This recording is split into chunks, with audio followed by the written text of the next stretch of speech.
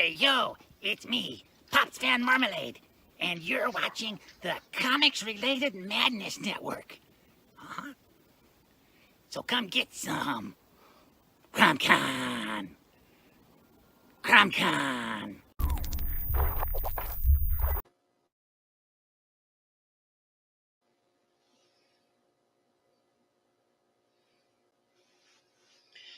Hello to one and all. I'm not quite sure if I can see the comments and if anyone's there.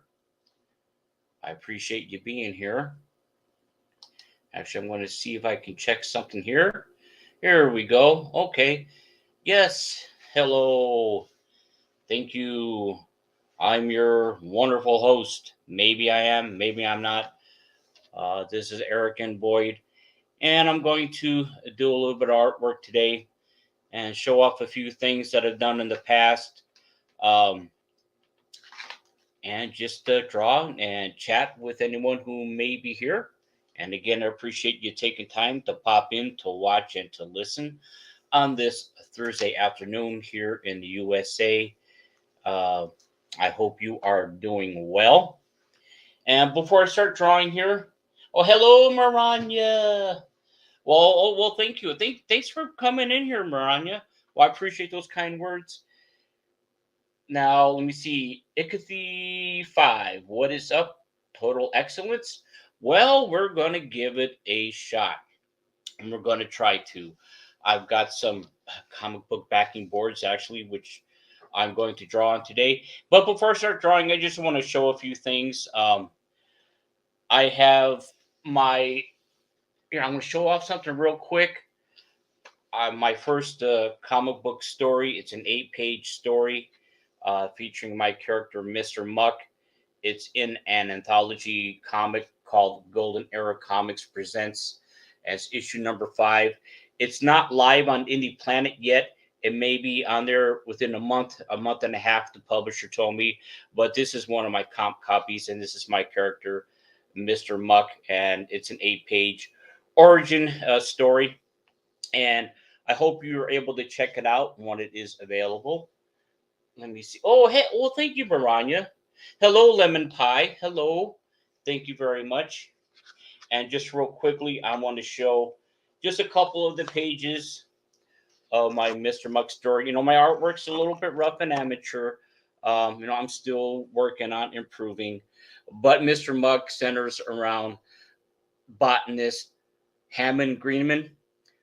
He's hired by a pharmaceutical company, despite the evil some of them have been doing lately, but by a positive pharmaceutical company to investigate and cultivate a new group of herbs and flowers located in Ireland. But upon researching them, he becomes transformed into the supernatural superhero who later is known as Mr. Muck. And Mr. Muck has elemental powers: fire, water, air, earth. But he also has elasticity and mass manipulation and super strength, and some other abilities as well.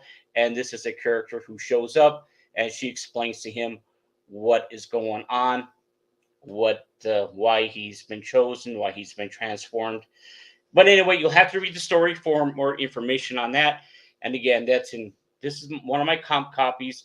This is Golden Era Comics Presents, issue number 5. And it should be on Indie Planet within a month, maybe 2. But when I know it is live, I will share that information out. But again, I'm just showing off my first published comic story. I hope you guys don't mind me showing that off there. Let me take a look here. And I just want to I'm working on 2 projects, and I mentioned it before. And one of them is called the She Agents, SHE, the acronym. And I explain what the acronym is later. But the She Agents, and it's a superheroine team. If anyone's familiar with AC Comics Fem Force, something along those lines, but not a ripoff. I've been inspired by them. Actually, I came up with this idea around 2015. I've been kind of messing with it on and off for a few years, but hopefully by the end of this year, maybe next year at the latest, I will have at least an 8-page, maybe 10-page Ashcan comic available. And it centers around an alien super heroine from another planet. She arrives on Earth through a series of events, and she serves as a catalyst for the formation of the She Agents team. And it's just going to be my excuse to draw some good girl art, bad girl art, super villains, super villainesses, bad guys, I mean monsters, you name it. No agenda involved, unlike what the big two have been doing. I don't have an agenda, no feminist crap or anything like that. It just hopefully what I want to do is to create and offer a fun story for potential readers. But what I'm going to show here, one of the villains that shows up, actually several of them that shows up right away in the story, and they're going to be lava men. And this is a concept sketch I did some time ago of a lava man. And that's just a concept sketch. But they will be the first quote unquote enemies that show up to give the girls a bad time.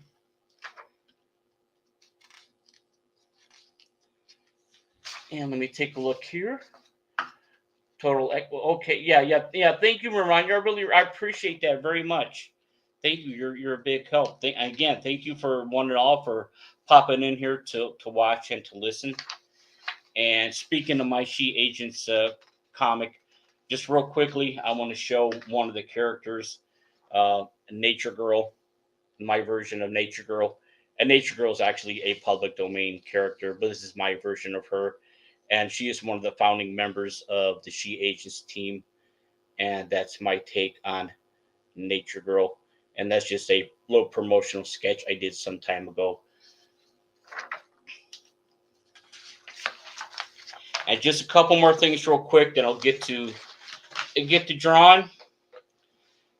And if anyone is subscribed to my YouTube channel, you might check out my playlist. It's called Public Domain Daily, where I have drawn several versions of different characters, comic book characters, mythological, folklore that are in the public domain.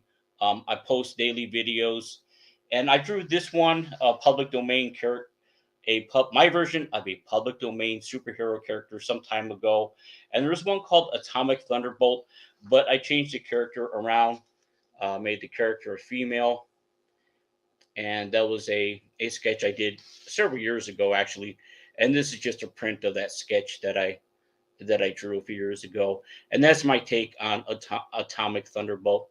Forgive me if I'm stuttering a little bit. I've been running around a little bit today, but we're going to get through this, and I hope that you will join me and continue to watch and listen and keep me going. And again, that's Atomic Thunderbolt, just a fun sketch I did some time ago. And if you are watching, if you would not mind hitting the like button, whether it's my channel or it's Pops' channel, what have you. Please subscribe to his channel. Please subscribe to my channel. If you have not done so already, I would really appreciate it, either case. And here's something I did, when was this? Last year, I think it was. And this is my take on the Greek mythological character Triton. And actually, I did sell the original on this one, but this is just a print of Triton I did last year.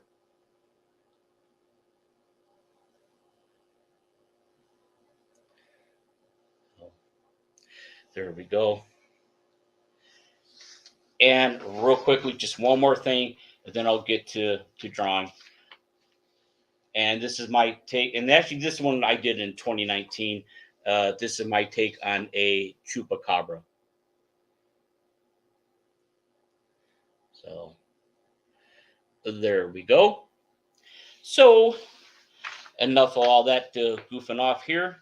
See if I can get working on a sketch or two. I hope. Let me see. Miran, you're saying I do have an agenda. He wants to put out a fun comic book with good girl and bad girl art. That's a great.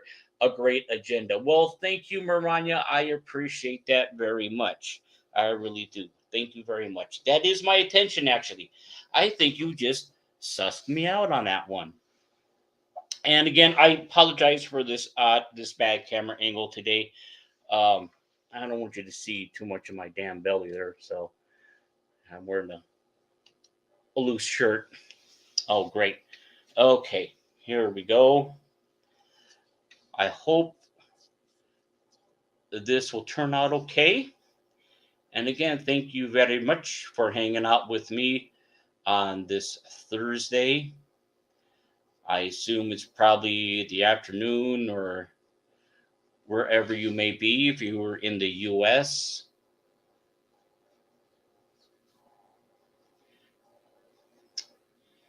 And let's take a look here to see what I'm thinking about a monster, possibly. I'm not quite sure. Let me see here. And again, next time I do a live stream, I'll be set up a little bit better. I did have the camera at another side and a little bit closer, a better view with everything. So I appreciate your patience. I will, as I progress with the sketch and everything, I will put it up close to the camera so you can see what it is that I'm trying to create. And we may have a visit from my cat Max here in a little bit. I just came back from doing some running around, and I got him some of those treats that he likes so well. So he might come in here and start meowing and want me to give him some of those addictive treats that he loves so well. And I don't quite have enough room on the desk for him to jump on, or I would. He can jump up here if he wanted to, but there's just not enough room. He likes to hang out with me when I draw, usually if I'm sitting before the computer, which makes me happy. He likes to hang out with me. In fact, I was at the store earlier, the socialist Walmart, and I ran into an older lady, and she saw I was buying some stuff for my cat, and she was telling me stories about her kitten. Although the cat's like 3 years old, she said that her kitten the 3-year-old likes to attack her hands. She can't sit him still because he likes to play a lot still. And she was telling me she has to hide her hands sometimes. Which, with most cats, anything's a plaything. You could buy them all the toys in the world, and what do they end up playing with? Shoestring or a piece of plastic. And I'm not exaggerating when I say this one, making this up. My cat Max, he likes to steal my erasers, and he likes to play with them, and he will chew them, and he will put them in his food dish or his water bowl. Unfortunately, he likes to eat them too, so I always have to make sure they're hidden away. Sometimes I will chop off pieces of it and toss them and let him play fetch. He does bring him to me. I need to prove that I need to take a video of that. He'll play with it for about 3, 4, maybe 5 minutes, and then he's done. And then again, like I said, he'll put it in the food dish, and he'll try to eat it, and he has eaten them. So I gotta be careful with that. Let me see. How about trying to draw your version of? Oh, okay. Well, yeah. Actually, I do. No, I don't know if you saw my character, Maranya. I do have a gargoyle character. And actually, I was talking about my She Agents team. The other team I also am going to work on, and that's called the Paranormal Rogue Operatives, and another all-female team. As the name implies, they're paranormal investigators / monster hunters. And one of the members of the team is literally a gargoyle. And in fact, her name is Lady Gargoyle. And I didn't have, and again, I feel like a knucklehead.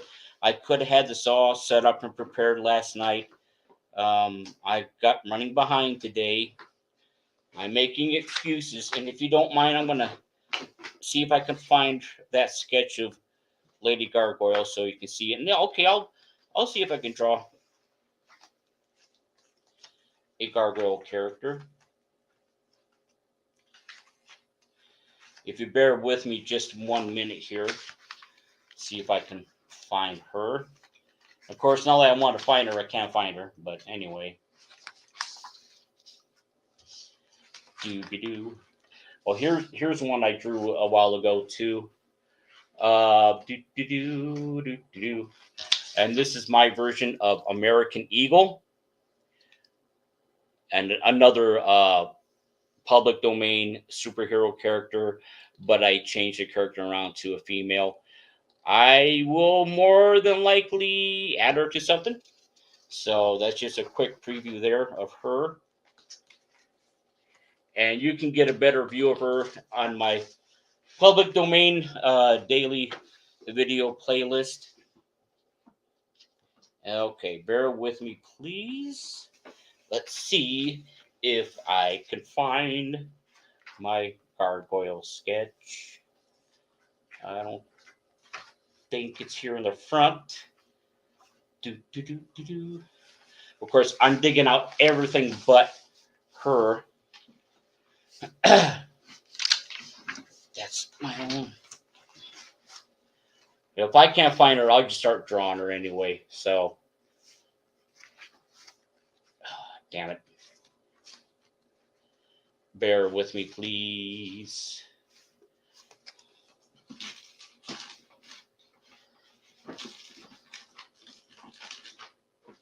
Here we go. Okay. I found my Lady Gargoyle. This is a concept sketch I did. I did hire an artist to draw her. He did a far better job than I did. But real quickly, speaking of gargoyles, I do have a character called Lady Gargoyle who's going to be in my Paranormal Rogue Operatives team. And here is my take on Lady Gargoyle, of a gargoyle character. And again, that's just a concept sketch. So here we go. Okay. Nothing to it but to do it. And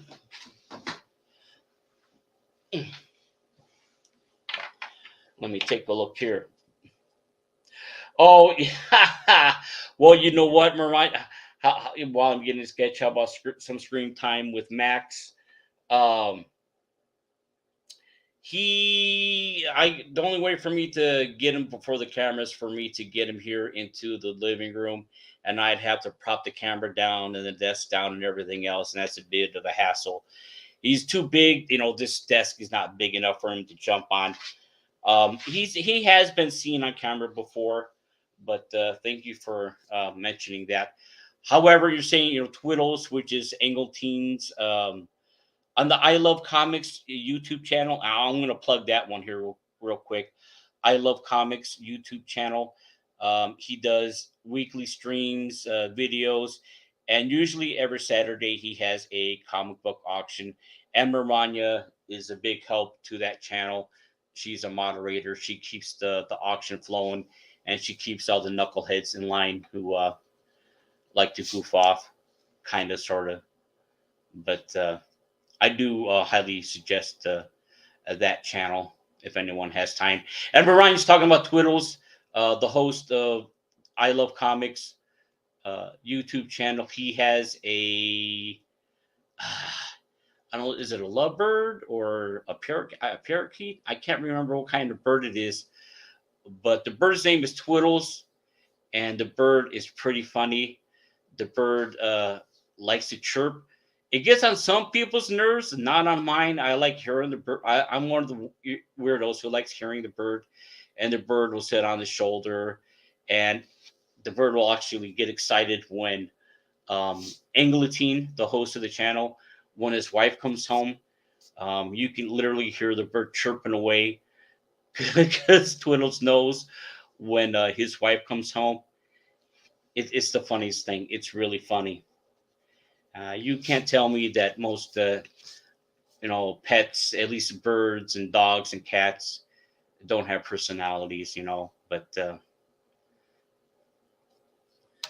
so, actually, I'm kind of digressing. Max will make noise when he wants his treats. Trust me, he will let me know whatever time of the day or night or morning it is. Excuse me, it is. He will let me know that he wants some treats. In fact, he gets a little bit out of control sometimes with it. I should never start giving them to him, but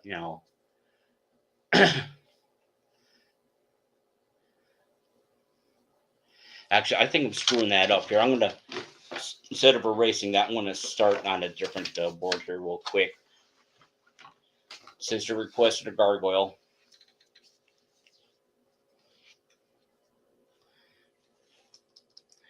Oh yeah, okay. Yeah, Merman, you said, well, hello, Caroline. Thank you very much for being here. Oh, a parakeet? Okay, yeah, Merman, you're talking about England's bird. It's a parakeet. And again, the bird, when the bird chirps and gets excited and starts, making, I don't, to me, it's not noise. I like hearing it. I'm one of the weirdos who likes to hear the bird. Other people don't like it. I like it. But, I don't know. Now, if it were a chicken, that'd be a different story. If it were a turkey, it'd be a different story. Those are edible. So, I have a completely different view. Although I know some people actually have pet chickens, which kind of, okay, whatever. But,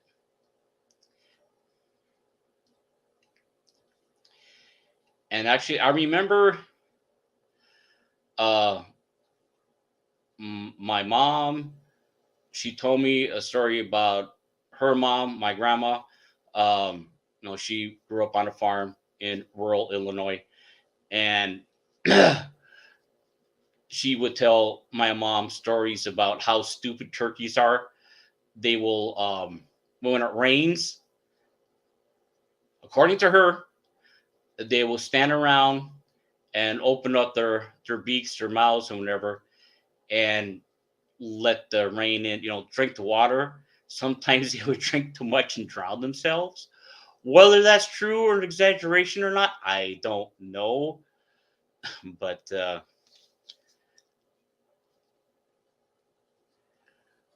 what's fascinating about some birds like parrots, parrots have a long lifespan, not unlike tortoises. What, they live 40, 50, even 50 plus years. So that's pretty amazing. But of course, all birds require quite a bit of care. Um, Never owned one, but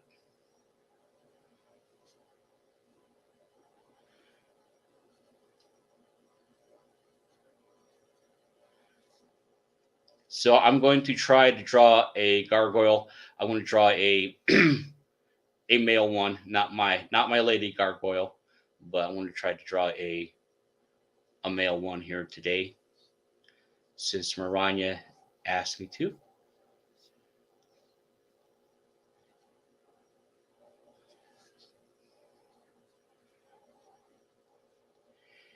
And the weather, actually, I really, well, it'll probably be next year before the birds return. But I live in a fourplex, ground floor fourplex, and um, in a small town.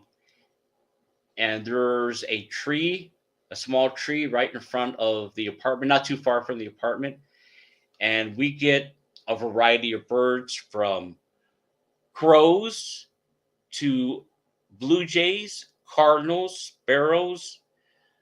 What else have I seen? I know I've seen those four: cardinals, blue jays, sparrows, crows. or blackbirds. Well, actually, they're blackbirds, but and they like that tree. I don't even know what kind of been here all this time. I don't remember what kind of tree it is, but they like eating the buds off of the tree, and it's a small tree. And they fight? They fight over it quite a bit. It's pretty funny. I've not seen any hummingbirds though. Hummingbirds are fascinating, but I've not seen any.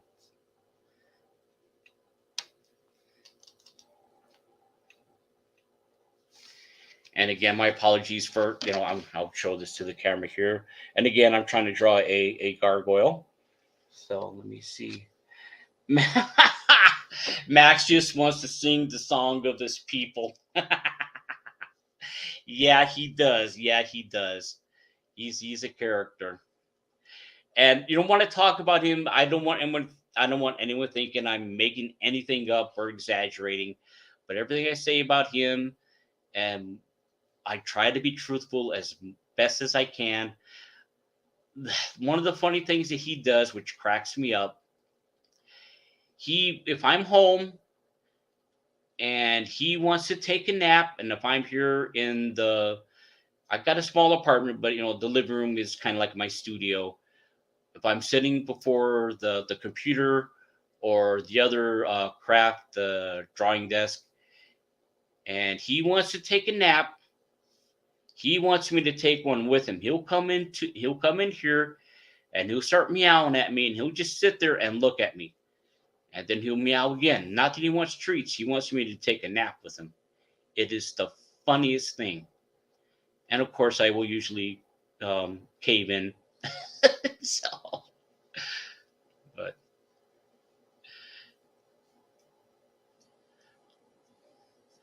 but yeah, he's vocal when it comes to his to wanting those treats. But he does prefer the crunchy ones. He's kind of iffy with the soft ones. He will eat them, but he likes the crunchy ones quite a bit. At least with him, he's not too picky about flavors. So I'm good with that. But he's 10 years old. I noticed like last year he was having trouble with the meaty bits variety of cat food and just with the dry cat food. So I did some research, and veterinarians are saying, like, when a cat is 9 years old or older, it's good to switch him to a soft cat food. And so I feed him the pate type. I could probably make my own pate out of chicken liver and beef liver, but yeah, it doesn't matter the flavor. He's not too picky, at least. But he just has a hard time digesting the meaty bits and the shredded meat and everything. I know I'm just talking about the cat, but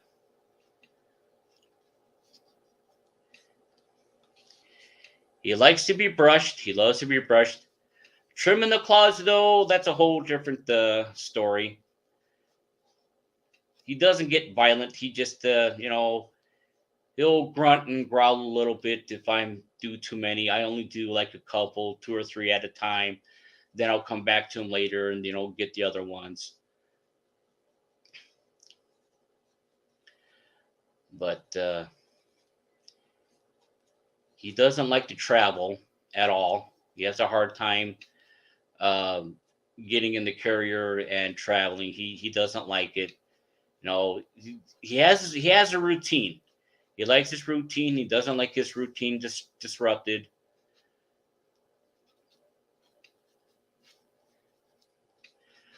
I used to live in a different apartment. It was a building. It was a high-rise building.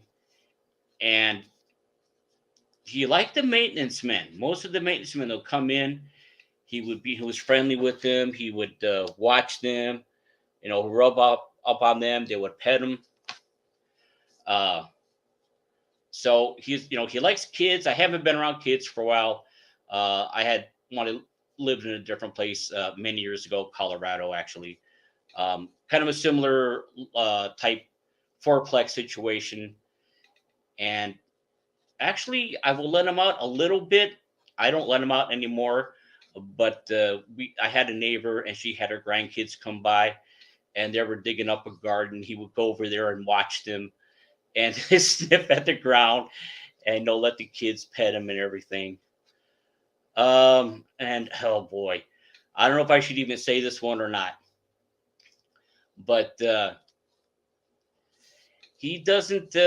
He's very selective about the human females, and I think that's part of it is because when I've taken him to the vet, most of the staff have been females. Actually, I'm trying to think if he's ever had a male vet, and I really don't think he's had one. So whether maybe he associates that with them or not, I don't know. But he's been nicer. But he's been nice to a couple, ladies who've been, neighbors or whatever. But some of them, though, he'll. I don't have the gargoyle sitting on, perched or anything. I probably should have. I'm sitting here gabbing away. I'm not. But I will at least try to make him kind of stone rock appearance and give him some wings.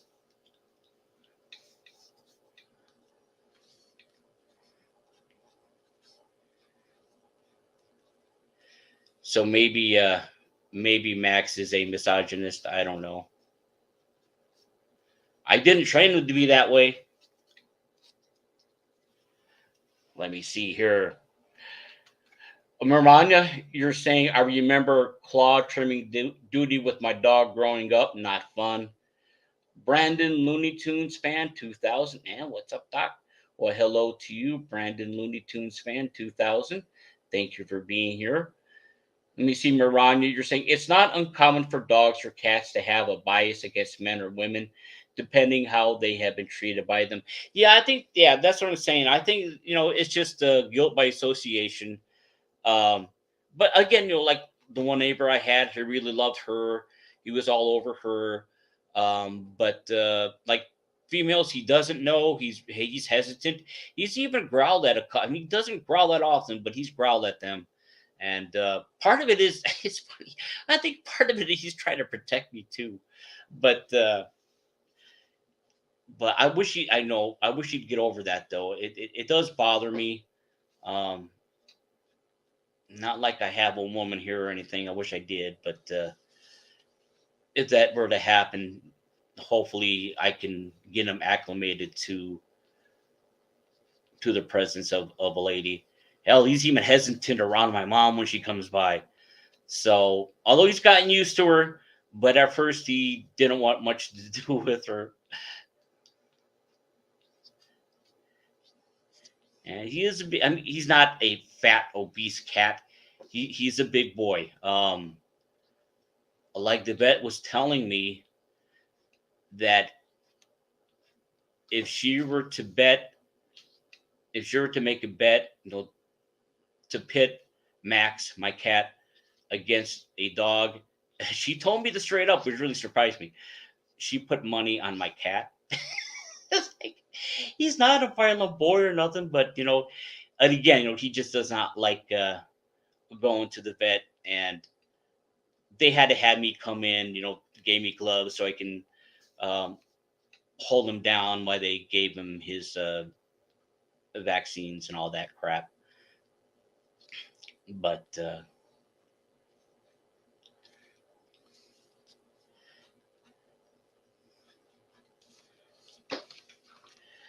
and they told me too that next time, I'll have to come in and get a sedative to give to him before I bring him in, so so they can give him his shots and everything. Like, I mean, I really don't want to do that, but I understand what they're saying. And I'm talking about. I mean, he's a very friendly, a very loving cat.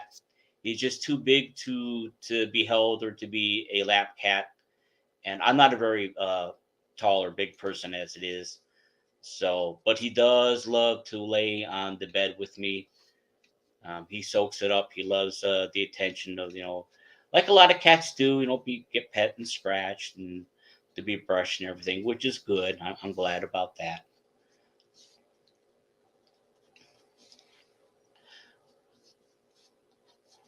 I guess this is turning into a cat stream.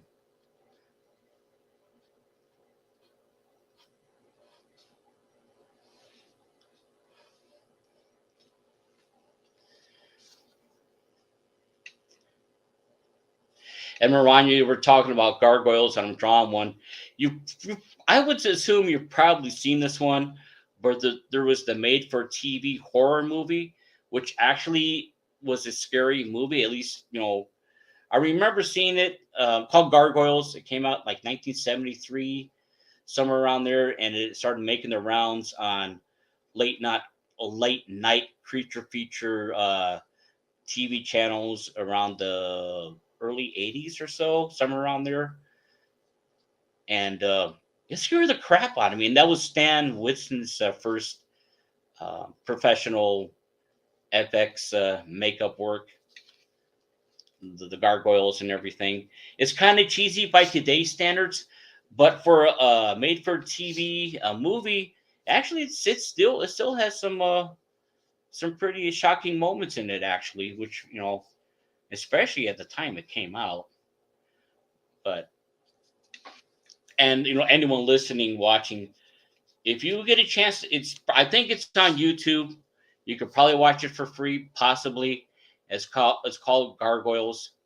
And again, it's a little bit dated, just with the not with any references, but just with the cars and the clothing and whatnot. But it's still a pretty good horror movie. It's not gory, but there are definitely some shocking scenes in it. And the gargoyles are friggin' creepy as heck. At least I thought they were.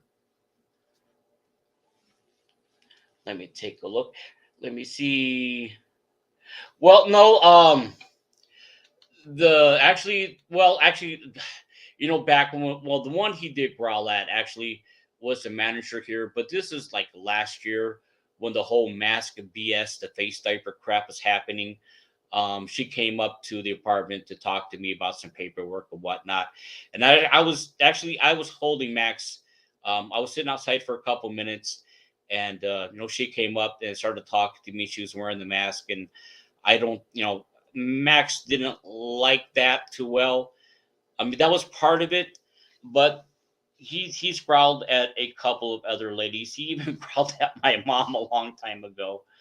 But no, they don't smell like the bed. I don't know. I mean, but then again, like I said, I had that one neighbor when I lived in Colorado years ago. He absolutely adored her. She come up to pet him. She was one of the few ladies who could. So and again, she also had her grandkids over, and he loved the kids, and they no problems with them. So I don't know. It could be he's just selective, or it could be maybe sometimes they might be wearing perfume. Maybe no, who knows? It could be a whole bunch of different things. But I'm kind of embarrassed about it sometimes because it's like what if what if major if I were to get a lady friend, how is he gonna react? But so I definitely gotta think of. Whoops, sorry about bumping the table there. But I got to get him over it somehow. Get him acclimated a little bit better. But part of it's my fault. I don't have too many visitors. I don't socialize with a whole lot of people, and it's not that I don't want to. It's just I live in a remote area, and all the people I do know, family and friends, they live kind of far away. So, and the only people who come over here would be the apartment staff.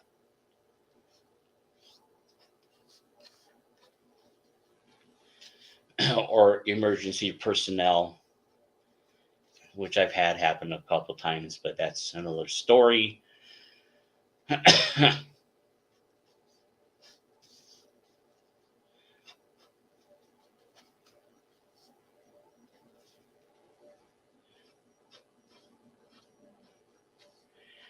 And I'm going to take a break from drawing this for just here. I'm just going to show what I've got so far here real quick. And again, this is a bit of a gargoyle creature. And just in case no one has seen this yet, I showed this off a little bit too frequently, perhaps. But my first published comic artwork, and it's in Indelible Comics coloring book, and that you can find this on Amazon. If you have Amazon Prime, I believe it's either $5.99 or $6.99. I think it's print on demand. They might have some in stock. It all depends on what they have available. But and it, like it says, it's a coloring book. Although the quality of the paper is a little bit thin, and with some of these coloring books, you want to put a piece of paper or a piece of cardboard behind each page. I'm just going to show off the artwork I did, a couple of sketches I did. And Dell Comics, which is now in the public domain, they're at least their line of comic book characters and superheroes and stuff. There's one called Spaceman. This is my take on Spaceman. I changed him around a little bit, but not too much. And here he is facing off against an alien creature. And that's my take on those characters. And I drew this one on a comic book backing board as well. And let me take a look here. And there's a lot of great artwork. I'm not talking about myself, but there are a lot of talented artists who have worked in this. And there's another Dell Comics character called Neutro. Is a giant robot. And if you look at it, and actually I kept him pretty close to the original.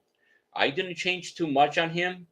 But if you look at him, if you're familiar with Cylons from Battlestar Galactica, and Cylons look a lot like the Neutro, and Neutro appeared long before Battlestar Galactica.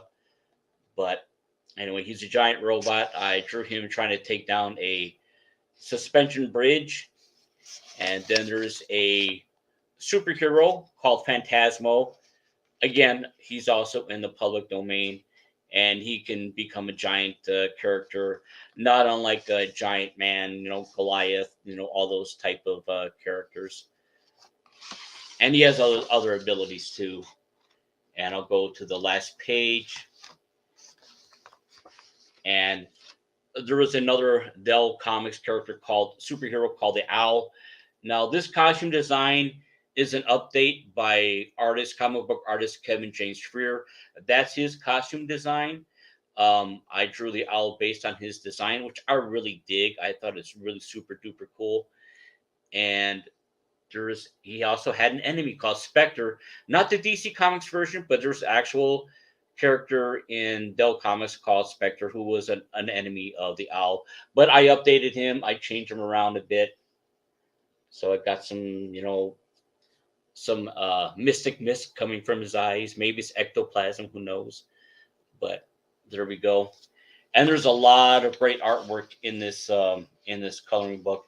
And speaking of Kevin James Freer, this is his artwork right here, and that's a character called Knave of Spades. I believe it's his own. I could be wrong, but sorry about the quality of the video here. But and look, beautiful. I mean, that's too good for a coloring book, if you ask me. I'm not knocking them when I say it. It's just like, wow, man, really. So, yeah, it's a beautiful piece. And there's a gentleman by the name of Rock Baker, whom I'm really fond of. We communicate frequently. We've traded some artwork, and he's done some work for me. And I love inking his work, but he does a line of funny animals called the Cartoon Cuties of Rock Baker. And this is one of his characters called Minerva. And as you can see, she's a skunk character. He does it very tastefully, nothing R-rated or even PG rated. Definitely G-rated stuff. So he has a lot of fun with it. And if you do, all these other artists who have work in here, do check it out. And I think this is Jeff Austin his work there, and that's Vanna and Martin Mann. These are two science fiction characters. And actually, I based my character, Princess Vanna, loosely off of her costume with the fin on the helmet, but that's all I did. I just used the name. And again, these are two public domain characters, and that's Jeff Austin's artwork. And just one more thing here, real quick. And again, that's Knave of Spades by Kevin James Freer. A really beautiful piece. I mean, that fantastic. Look at that, and that's cool. Let me see. Oh, what breed is Max besides the Doberman? He's just a domestic short hair, gray, a little bit of white. I don't know if you want to call him a mutt, but just a base cat. How about that? Well, people who see him, they always tell me he's beautiful, he's handsome. He came from a litter. Actually, there were 3 cats left from the litter when I got him, and the other 2, one had what they call merle, like a mixture. One was a calico, and one was an orange tabby. They're both very pretty, but Max was actually the loudest, so I got him. Well, I don't know if it was a mistake or not. No, I take that back. But he was a little bit more active than the other 2. So I thought, you know what? He may not be as colorful, but and again, that's Rock Baker's PJ Sharks. He called her. A real fun piece. And again, this is Indelible Comics. INDELLIBLE. Check them out on Amazon Prime. Not only do they have the coloring book, they also have comic books, text comics. And if you bear with me for a second, I need to get something to drink.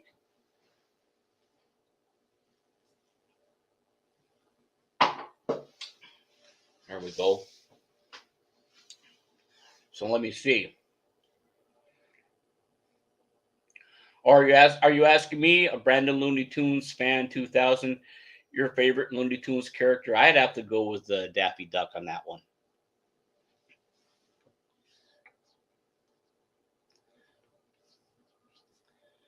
Although Marvin the Martian comes pretty close, but I go with Daffy Duck. They're all fun. I mean, Bugs Bunny, he's got the attitude, and he's a Weisenheimer, but Daffy Duck just for being purely off his rocker and getting himself into trouble all the time.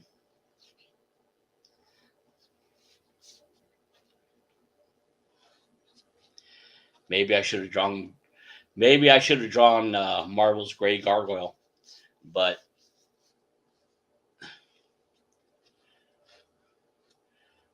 I remember what he looks like. I think I can draw him from memory. But why he has that mask, that domino mask, is beyond me. He's still a pretty cool looking character, though.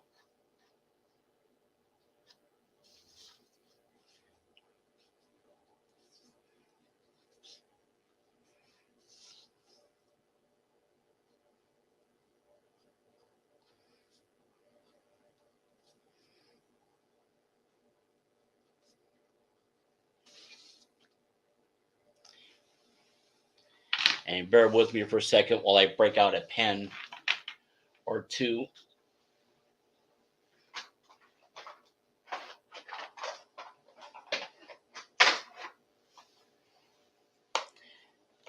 Oh, okay. Yeah. I forgot about. How could I forget about Foghorn Leghorn? And I forgot the old hen that's always going after Foghorn Leghorn, and she cracks me up. And I should know her name, but it's been so long since I've seen those cartoons. But to me, that's a good one. That's a real good one. rabbit season, duck season. Canadian. But hello, Canadian Badger. Everyone's going back and forth. Duck season, rabbit season. I love it. That's awesome. That's awesome. Yeah, Maranya, if actually I could do a better job with gargoyles and everything. I need, I would have to have a bigger piece of paper, then a little bit more time to draw one out, perched and everything. And actually, I'm fond of drawing them, although they may, in reality, they may have a little bit of a questionable purpose, but they're interesting characters to draw. That's for sure. But again, I have, my character, Lady Gargoyle, who will be a member, or is a member actually, of the Paranormal Rogue Operatives, the all-female paranormal investigative / monster hunter team. And I'm not giving anything away here, but since most of the characters show up in the first issue, it's the team is comprised of Susie Doc Atomic, who is the leader. She's an inventor. She's a lead paranormal investigator. And then the other members on her team include Frankie B-52, who is modeled a little bit after Bride of Frankenstein, but with a bit of a unique twist. And then we have Lady Gargoyle. And then I have Tarantula 5. And then I have Ghost Woman, but her nickname is Red. And then the one male, if you want to call it a male, their little mascot sidekick character, and that's going to be Mac the Gremlin. And again, hopefully I will be able to get a new, I did have one ash can drawn out a few years ago. And I showed off Rock Baker. Rock Baker did the pencils for me. He did an outstanding job, but unfortunately I rushed the inks on it and everything came out sloppy. So I need to redo it. I need to redo it soon. So actually, I already have that ash can. I just have to redo it. But with the She Agents, it's going to be completely new. I do have page 1 down, and I started working on page 2. And again, hopefully I can get that available. If not by the end of the year, then the start of next year. And again, I was working on my Mr. Muck comic story for a couple of months. It took me longer than I expected, but it was a learning experience. And again, Mr. Muck is in Golden Era Comics Presents issue number 5.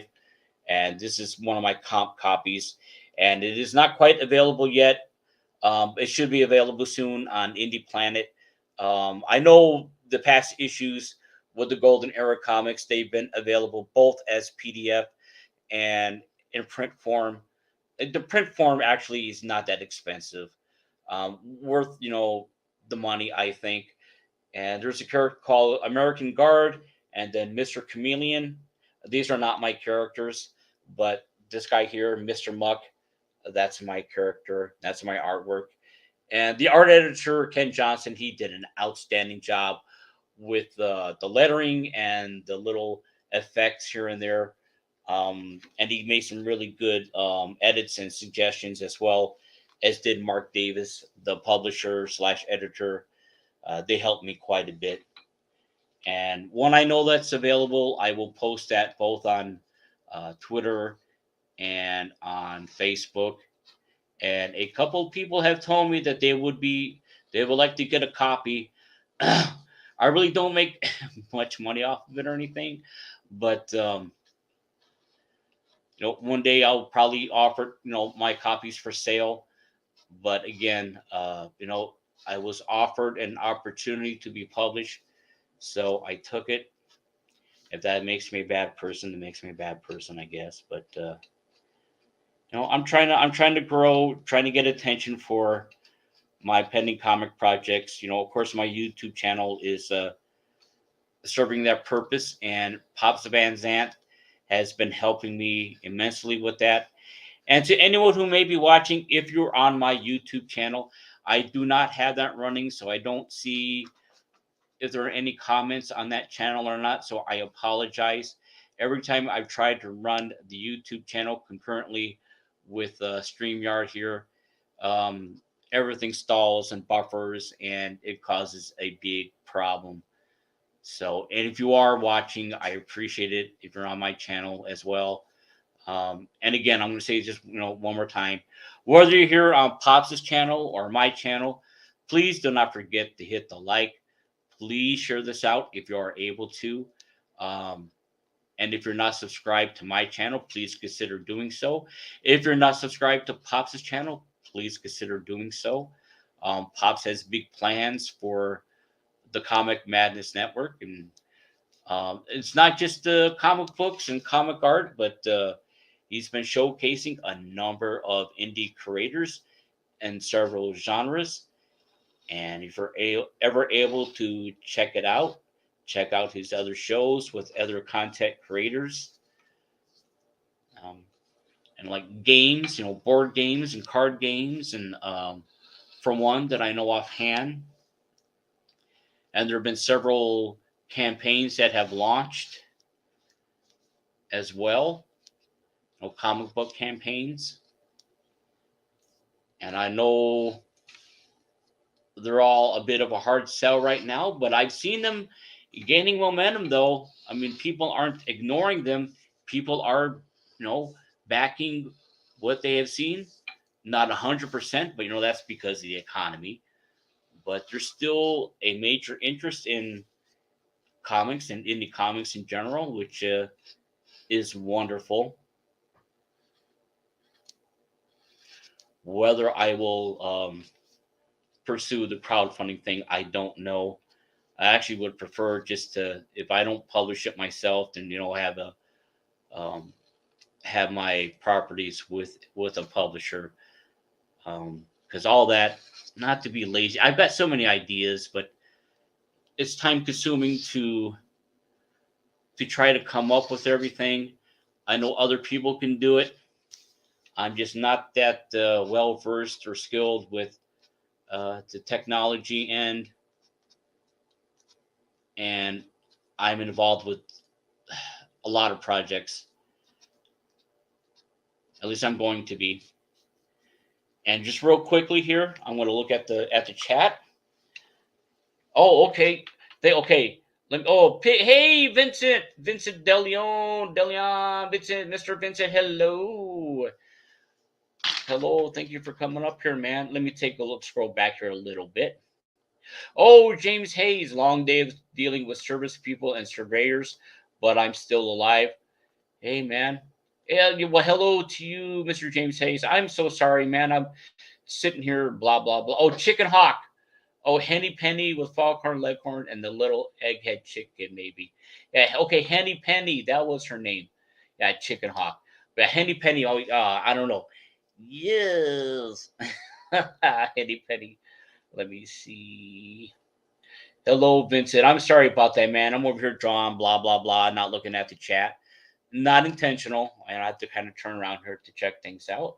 And again, hello to you, James Hayes. I hope you're having a great day as well, man. Yeah.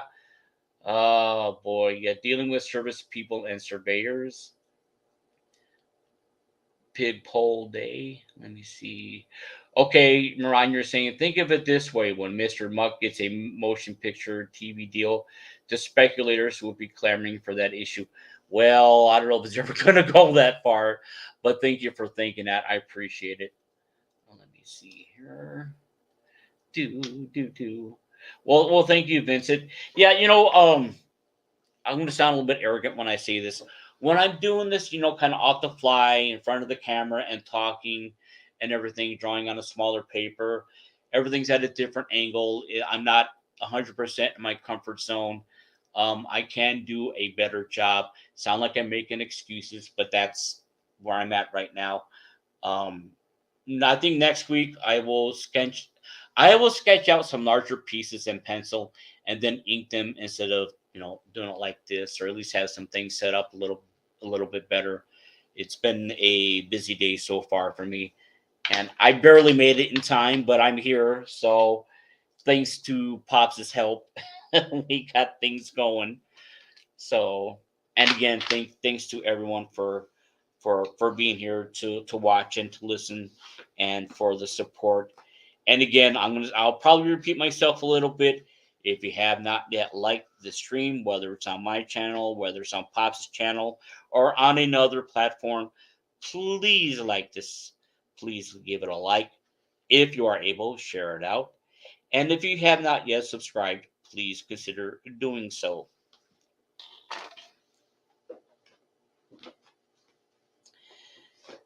You will make this old fart happy. So you don't have to. And again, just thank you for taking time to be here. And anyone see a zombie lately? There we go. Here's a zombie I drew some time back. Is that a zombie in your pocket, or are you just happy to see me? There you go. Here's a zombie for you. A little bit after that certain day that some people take a little bit too serious. Let me take a look here. I'm just looking for something real quick.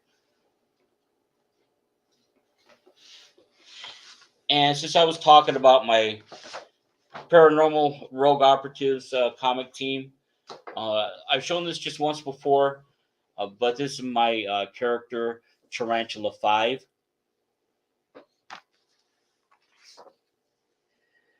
She specializes in going after vampires, but of course she does battle other monsters and villains and whatnot. And as you can see, she wields the scythe, and she has a sword of sorts. I haven't given them names, but I hope. And she has some wooden stakes or staves on her armband here, and you can't see it, but she also has a small backpack on the back of her costume. And that's Tarantula 5, and copyright Aragon Boyd. She's a member of the Paranormal Rogue Operatives. And if you guys can bear with me, I really need to get something to drink. I will be back in just a moment or two at the most.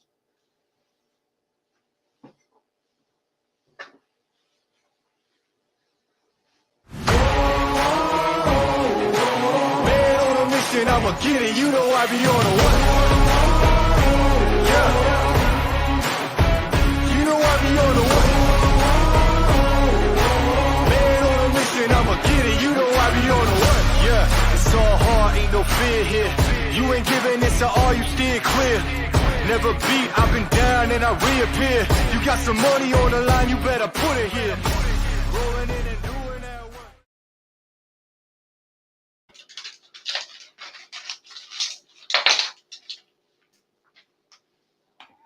Just a minute, Kitty.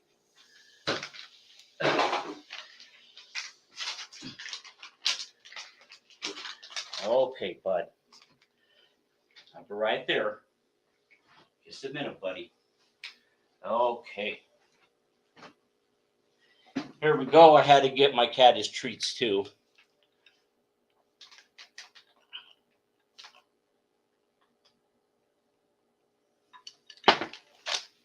Sorry about that.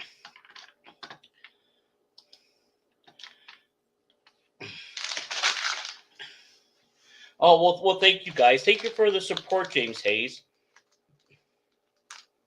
Oh, the Amber Blades, Blood and Guts. Well, thank you. That's a cool idea. I don't know about, I was thinking about giving them names. I don't know if that was being too cheesy or not, thinking about that, but maybe I'll just, it's just a scythe and a sword. I know Vincent is familiar with weapons. I'm fairly familiar with them, but other than wielding a pocket knife and a machete for some crop work and one of those cheesy survival knives. Well, some rifles and guns and pistols here and there. But anyway, that's another story. Let me take a look here. Here we go. I'm going to give Max one of his. Here you go, bud. Crazy boy.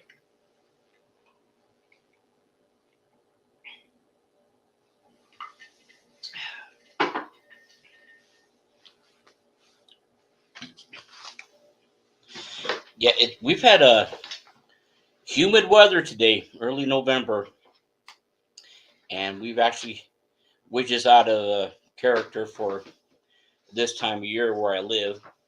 I'm not complaining too much. It's been overcast, but it hasn't been cold. We've had a few cold days, few cold mornings, but definitely nothing out of the norm just yet.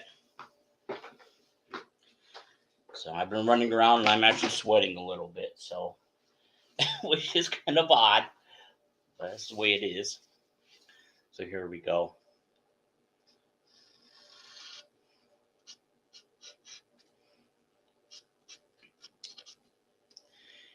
And I'm gonna promote my channel just a little bit. It's Eric N. Boyd Art here on YouTube. You can find past drawing live streams if you want to check them out. But I do post daily videos, and those daily videos feature sketches, new and older, of my take of public domain comic characters from mythology, folklore, what have you. And that playlist is called Public Domain Daily. I believe I'm episode coming up 18, maybe, I think. And I have more on the way. And they're just quick videos, usually no longer than a minute and a half at the most. But I'm working on more artwork to post. I know there are several people who, not just myself, who like the public domain stuff. And, of course, the public domain, the free. There are a lot of characters. There are over 3,500. This is just, I'm not exaggerating, about 3,500 comic book characters that are available and free to use. Most of them are published. Some are open, what they call open source. Open source where people have created, but the numbers of them are lower. But that appeared from like the early, from 1940s up until early 1970s or so, that have lapsed into the public domain because either the publishers went out of business, no one bought the rights, they didn't retain. They forgot to put the copyright and trademark on the issues or the titles, or and again, the companies went under, and no one claimed their rights.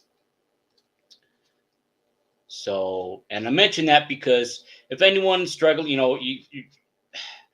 you're not ripping anything off. I mean, if you're struggling to come up with a name for, like, say, maybe you got a comic or a project or a character.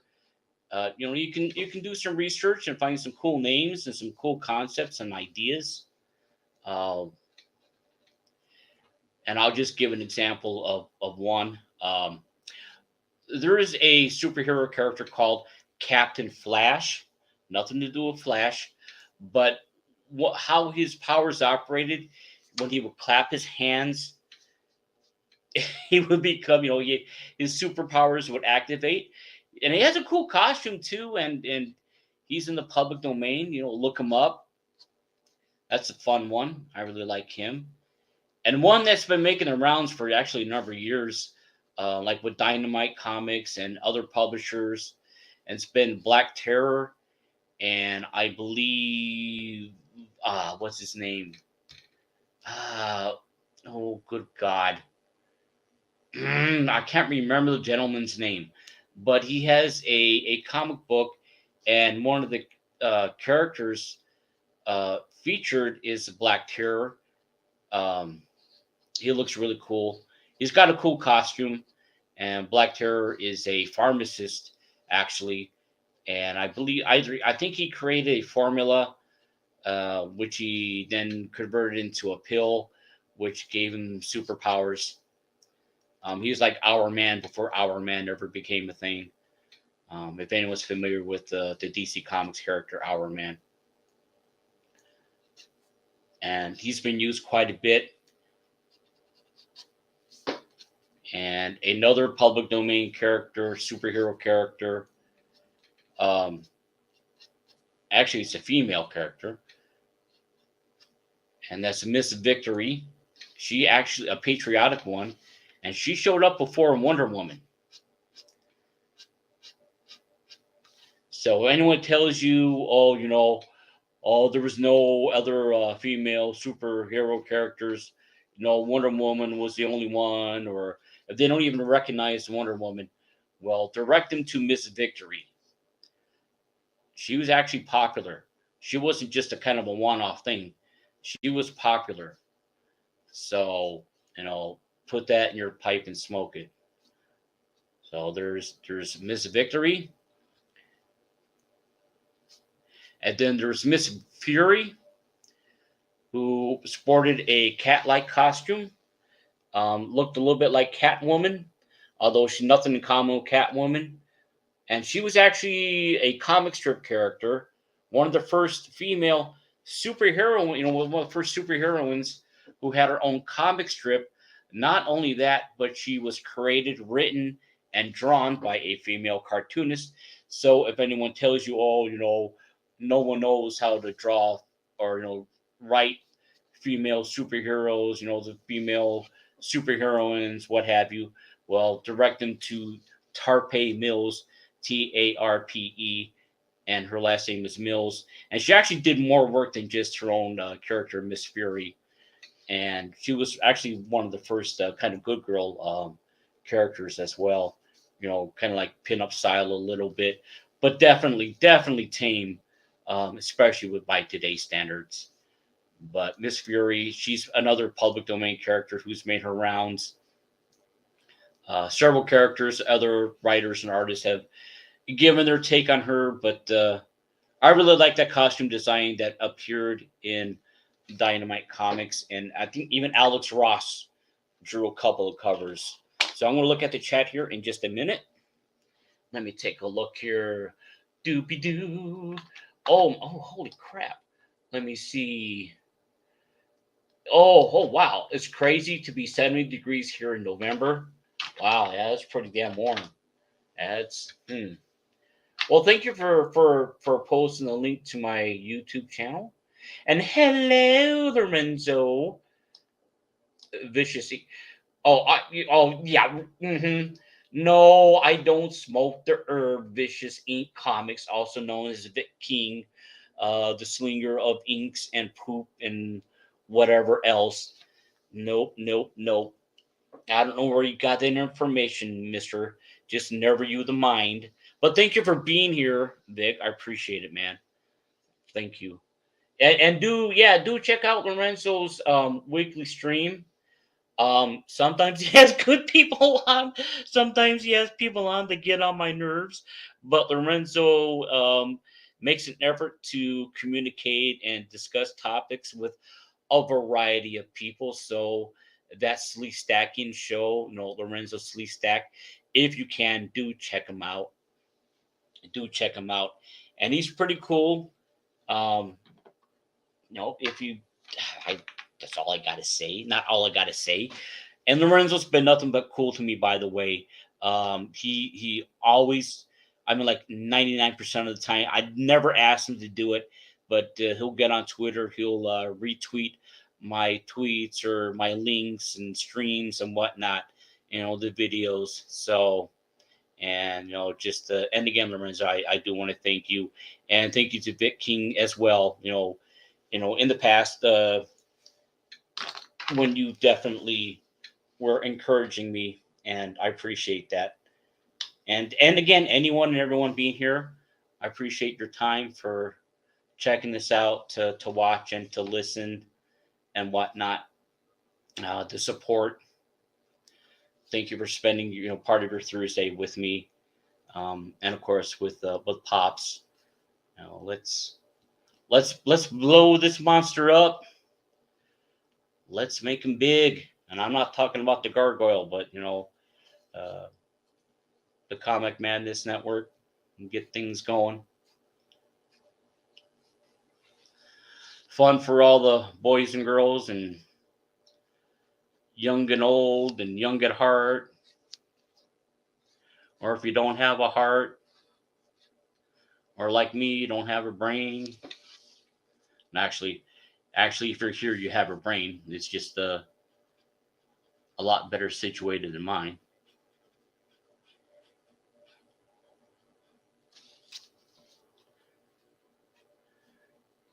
But again, this is just a funky cold Medina take on a gargoyle creature. Of course, I started drawing him. I should have drawn him perching on the building, but Maranya, I think, thanks for that suggestion. When I try, I'll draw another one that's on better paper, larger piece of paper, and a little bit better detail. And forgive me a second here while I get something to drink again.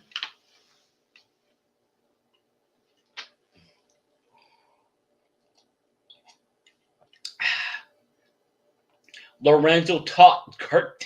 Oh, come on. Well,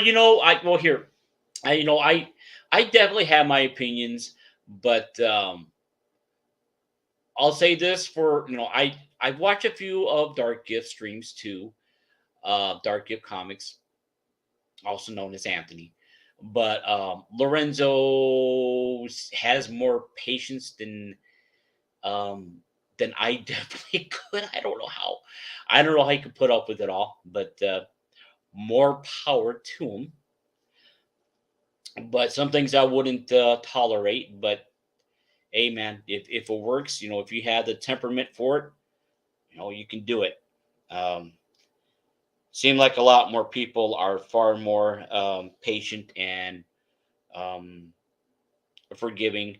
And I hate to use the SJW term or the liberal term tolerant, but I'm not saying that Lorenzo's one of them. I'm just going to say he's a lot more tolerant than I could be. I know that damn much. Which is surprising for a sleeve stack. Or a sleeve stackian.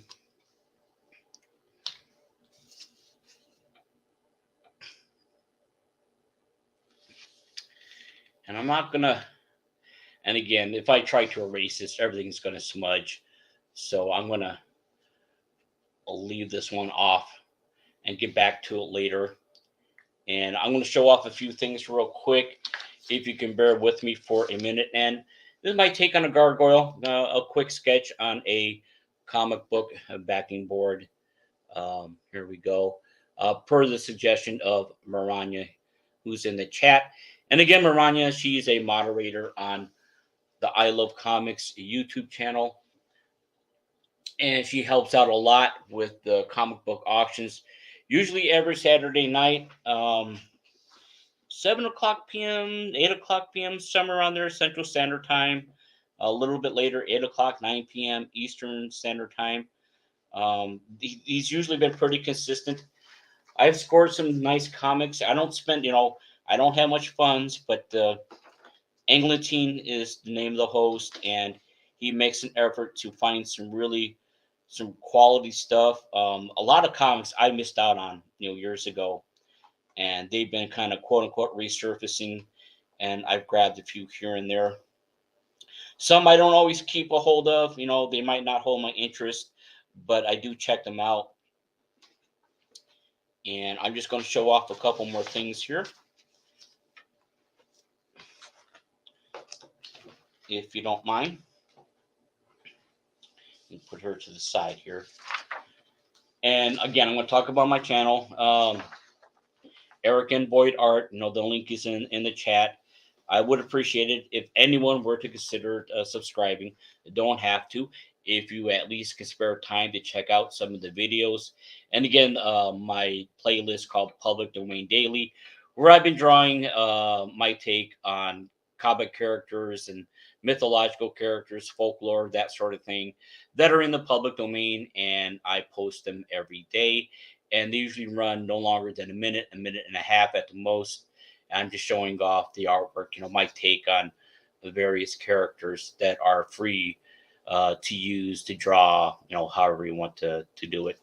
But and there's a character that's in the public domain, and actually there's, you know, Nighthawk is a popular character from Marvel, but there's actually a Nighthawk who appeared long before the Marvel version.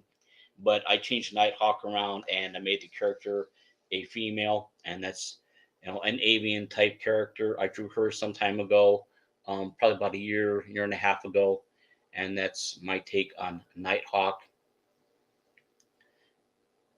And there we go. And actually, I did sell that original artwork some time ago, but I printed that off just to show for the public domain playlist, and that's Nighthawk. And there's a science fiction character called Saturnia. I just use that name and excuse for this space chick wielding a ray gun, but I'm calling her Saturnia, and that's my take on her. And there we go. And again, you can find these on my YouTube channel. And this is one of my takes on the Greek mythological character called Athena. And I'm sure there are some Greek mythological experts probably watching and listening. But you know, just my take on Athena. It's not 100% accurate, but I did a little research to try to you know, make her close to her as I've seen her depicted. But that's my take on Athena, and of course she's wielding a shield with Medusa's likeness on the shield there, and then there's owl flying in the background, and that's my take on Athena. And I think I did this 2 years ago. Yeah, 2 years ago. So there we go.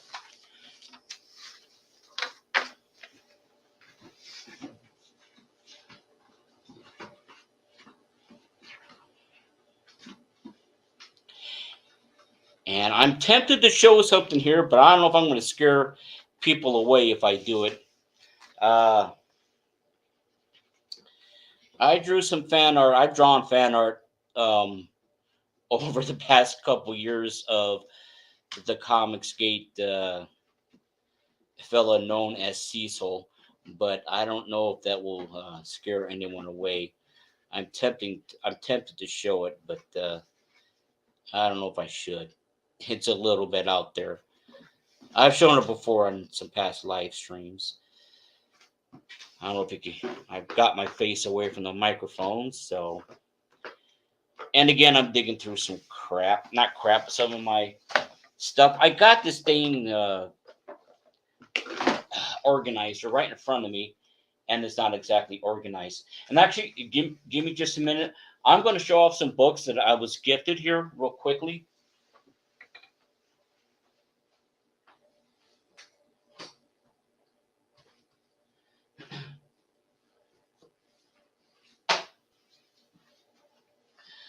There's a gentleman I've been quote unquote, you know, online friends with by the name of Terry Alexander. He's a published indie comic writer. He's also written short stories and books. He's pretty fond of westerns as well, but he does a great job with the superheroes, but the horror. He does a really good job with the horror. But he sent me a few things just out of, you know, all because, you know, I said some nice things to him. Then he never asked me to promote anything, but I'm going to promote him a little bit just for the heck of it. But he sent me this huge ass anthology book called Fleta #2, The Blur War. And again, it's from Indelible Comics. And there are several writers, David No, who's the publisher, editor, and then Terry Alexander. He has a short story in it. And if you can, I'm going to show a few spot illustrations in here. But these stories kind of connect to each other. I'm not going to go into too much detail because I still haven't read everything. I believe this is Jeff Austin, I think. Maybe it's Jeff Austin, and yeah, I think it's Jeff Austin. He drew this. There's a group of androids that were in Dell Comics, and they're called the Fab Four. And as the name implies, they came around the 1960s, but they were androids that were controlled by the minds of teenagers. Pretty funky take. I forgot all the names, but I know one of them was Pollyanna, and there's one called Crispy. Despite his name, he had ice powers, and I think Pollyanna had like elasticity powers. But anyway, that's a pretty cool little spot illustration there. And as you saw, I drew my take on Neutral in that coloring book, and here's Neutral again. And again, I believe that's Jeff Austin's artwork. The giant robot here. So that's pretty cool. I really like that little spot illustration. And forgive me, it's a little hard to show this correctly with the camera at the angle it is. And again, I appreciate everyone's patience with the odd angle and with not having to set up better. I've had a bit of a busy day. I'm making excuses. I usually try to have things prepared, but like a hemorrhoid, I didn't have preparation H. But anyway, that's neither here nor there. And I'm trying to find. Let me see here. There was a really, really cool drawing in here. I'm trying to flip through it. Here we go. Here we go. Look at that. And that's Josh Deck. And I think Jeff Austin did the artwork, did the inks on that one. Isn't that cool? That is just a really cool piece of artwork right there. And that spot illustration. Isn't that beautiful? I think it's beautiful. It's really cool. And I will look at the chat here in just a moment. So I appreciate your patience with me. Okay, I think. There we go. Okay. Hello, Hen. Oh, Lorenzo, am I thinking about showing you human? Lorenzo, you're saying I have friends from across the political spectrum and from all walks of life. Some of them are even humans. Marwan, you're saying I like that. That's pretty impressive. You did consider you did that for my suggestion without any work. Well, thank you, Maranya. And I could have done a better job. I'm making excuses, like if I had a bigger piece of paper and took a little bit more time. But well, thank you. I really appreciate that. That's very kind of you. Are you thinking showing us a human? Humans are always scary. Yeah, and yeah, just call me Hen. Hello, Hen. I'm sorry. Sorry for the delay in not acknowledging and replying to you, but I'm making up for it. And thank you. It was what I watched and listened to every show yesterday. That was fun. Let me see. And hence calling out everybody. And again, thank you for everyone to spare time to pop in, to watch, and to listen and everything. And again, this is I think this is on Amazon as well. I do not know the price on this one. It's a pretty thick book. It's a bit of an anthology of short stories, but they all tie in together. I only started reading it, so I can't give too much information about it.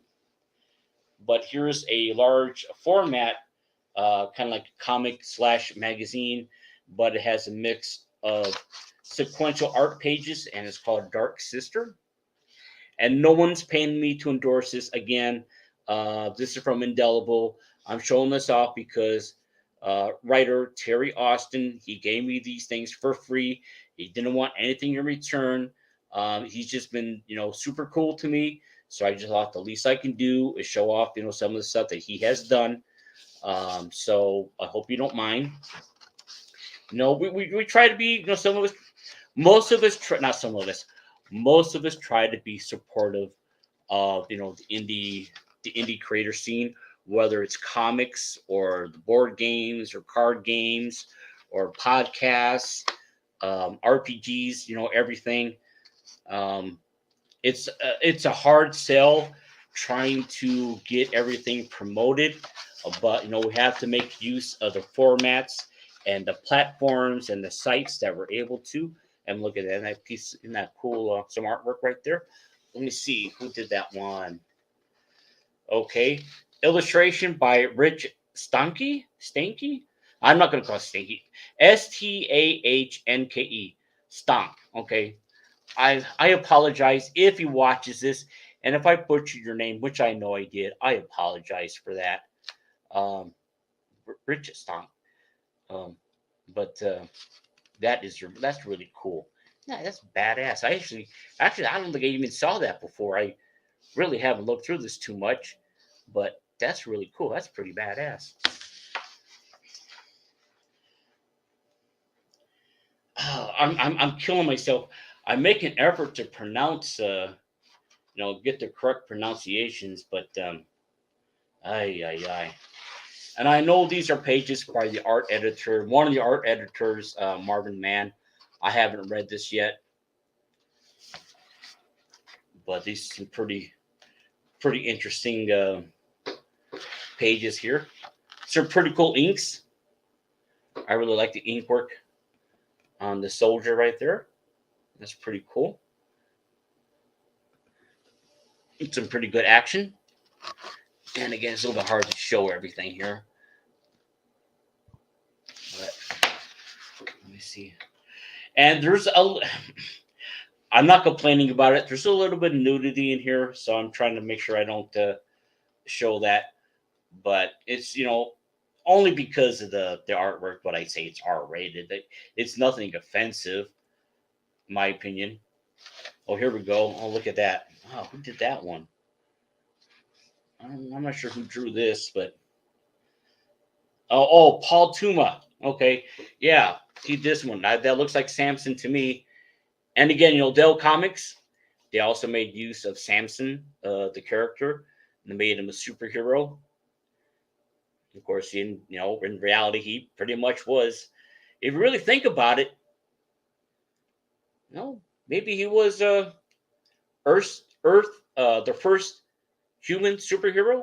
Perhaps I'm wrong, other than Jesus. But someone that wasn't Jesus, that was actually a superhero, at least in terms of physical feats and what he was able to do. That's actually looking at it. That's really cool. Isn't that beautiful? That's a really cool piece of artwork there. That's really good. And again, that's by Paul Tuma.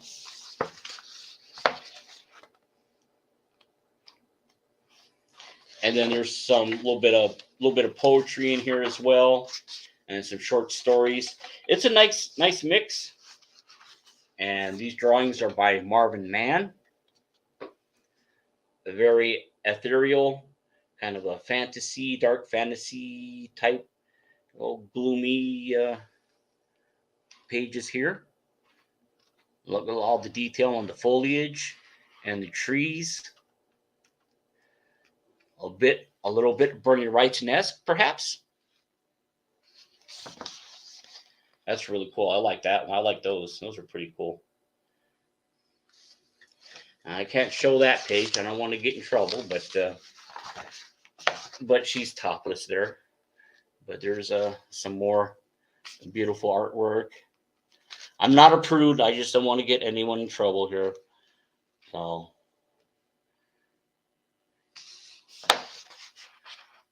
but again, this is a Dark Sister, and I believe this is also available on Amazon Prime.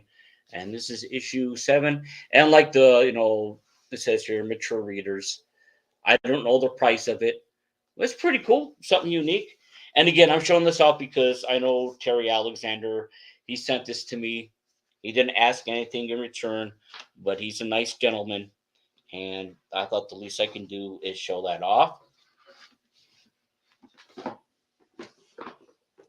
And let me see here. I'm trying to find another comic book backing board, and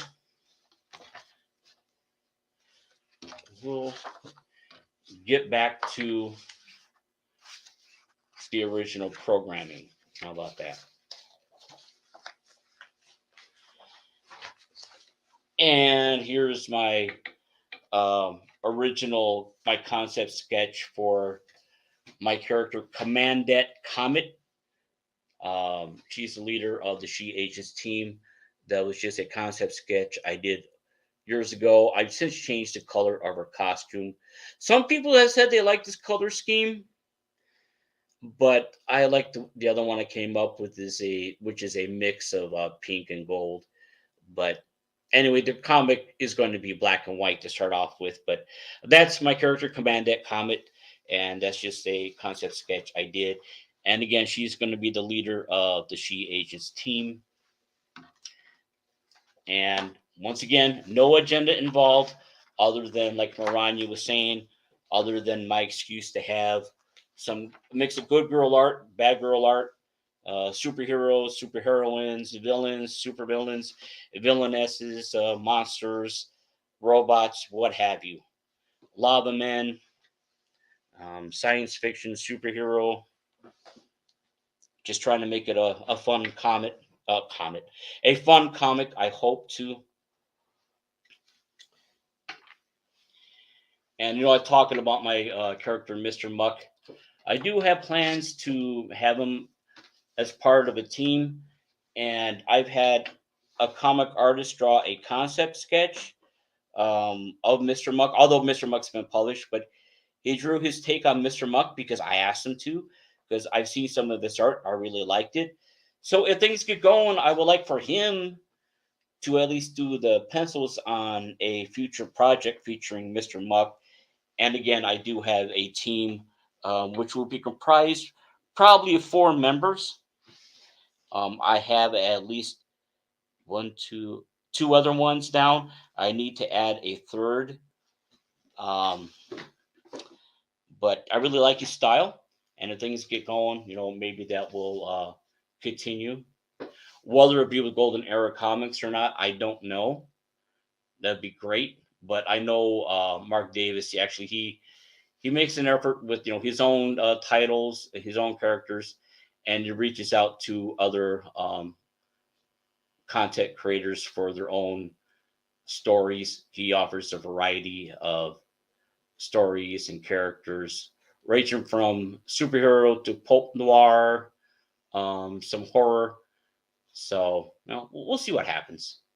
And if not with the Golden Era, I retain the copyright to Mr. Muck. So if I publish it myself, but I would really like to have it, with a publisher actually. Well, we'll see. We'll see what happens.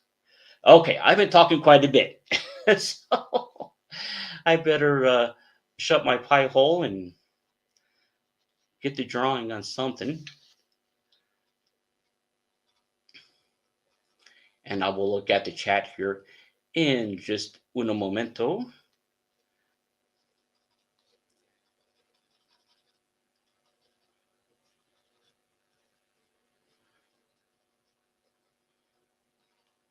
Let me take a look here. Oh, well, thank you, Hen. I appreciate you stopping by. Thank you for your time, very much. Skinny's Comics, hello. Hope all is well. Thank you, sir. Thank you very much. It was great being on talking to you the other night with Vincent. And forgive me if I mispronounced the name. I will just call you W. Simsey. You inspired me to go back to drawing and painting. Oh, wow, you're talking about me. I'm a nobody, man. Well, if that's the case, well, that's awesome. That's friggin' sweet. I'm just well, thank you. Well, those are very kind words. Yeah. I mean, keep creating. I mean, You don't have to be quote unquote published anywhere. Although it's a lot of fun to try to do that, or whether it's your own stuff. And actually, like me, I'm looking for artists to work with. I'm literally working for artists to work with because I have other projects I want to get going, and I'm not always going to have time to do it all myself. And again, I'm mentioning, my stuff is definitely rough, especially compared to so many of the other titles and the artists I've seen. Um, they're light years ahead of what I am doing. But having said that, though, if you want to keep drawing and painting and everything, I say keep at it. That's just, I mean, I'm a few people seem to like what I'm doing or trying to do. And I know I can do a whole lot better. I'm still struggling to improve, but I'm here to try to entertain with stories. Everyone has a lot of things to be stressed out these days. Try to have a little bit of fun here and there, take our minds off of the garbage. And I'm going to draw Mr. Muck, my character. And again, here's Mr. Muck. And he appears in Golden Era Comics Presents, issue number 5. Not available for sale just yet, but it should be within a month or two at the most, hopefully, on Indie Planet. This is one of my comp copies, and he appears in my 8-page origin, sort of a brief introductory origin story, not 100% origin. I did leave a few things out because he's going to continue, but he appears in here with the character American Guard and Mr. Chameleon, and Mr. Chameleon is really a really nice pulp noir type comic story. I still haven't read American Guard and Mr. Chameleon yet. And again, I'm just going to, just in case anyone has not seen it yet, there's a couple of pages from my Mr. Muck story. And the story centers around Hammond Greenman. He's a botanist who's been hired by the Verdant pharmaceutical company to investigate and cultivate a group of herbs and flowers which are purported to have some really fascinating medicinal properties. He travels to Ireland to get them, but when he finds them via the information he's given, he is instantly transformed into this character, this creature here. He learns that he has control over the elements of fire, water, earth, and air, and he also has elasticity, control, mass manipulation, and super strength, and some other abilities and powers, as he finds out. And then this character, she shows up, and again, it's my artwork. She shows up to explain to Hammond, who he is. She gives hints, actually. Things aren't quite as they appear to be, but she gives him information that, he's going to be set on a mission. And in the following pages, he's engaged in a battle, but I don't want to show that all just yet. But again, that's my character, Mr. Muck. The lettering is by Ken Johnson, who did a fantastic job. I mean, well, I drew the symbol back here. He added some effects with I don't know if you can see that very well, but with the little, like, the sunbeams and everything, that's all him. He made some really nice edits, some suggestions, which I thought were fantastic. And it's a learning experience too. At first, I was a little bit hesitant with what they were wanting me to do, but after some rumination, I thought, you know what, that's some pretty cool input. And I think you really have to be flexible. Not everyone has that opportunity to have a story published, whether it's a written story, your artwork, or what have you. It's not a matter of someone trying to be bossy or taking over. What they were telling me actually enhanced the story. I mean, like 98% of it is mine, but the little, as far as the story is concerned, but they just gave a little paragraph here and a couple words here. My grammar was, nothing wrong with my grammar or the spelling. It's just a little details about the story, which I thought really added to it. So I was really happy with that. At least, that's just me. And again, that's a Golden Era Comics presents, and that's issue number 5. And it should be available soon on any plan, probably by the end of the year. Mark Davis, the publisher, he says he will let me know when he has that information. It does take time for all that to go through, to get printed, and to go live. He didn't have a crowdfund. He didn't do a crowdfunding thing. He money out of his own pocket. It's a thing he's been doing for a few years now, which is his own company, but he's written for other small press / indie comics publishers too, and he's been pretty cool to work with.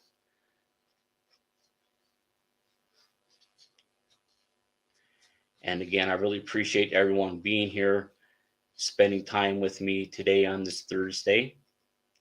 And I do hope you are doing well. And again, I was running around a little bit today, that time of month where I have to go out and pay bills and get some goods. And I was with family for a little bit, but I rushed home just in time to get this going. Pops helped me out. I hate the word boomer, but I'm going to use it. I almost boomered it out pretty bad, but Pop saved my bacon.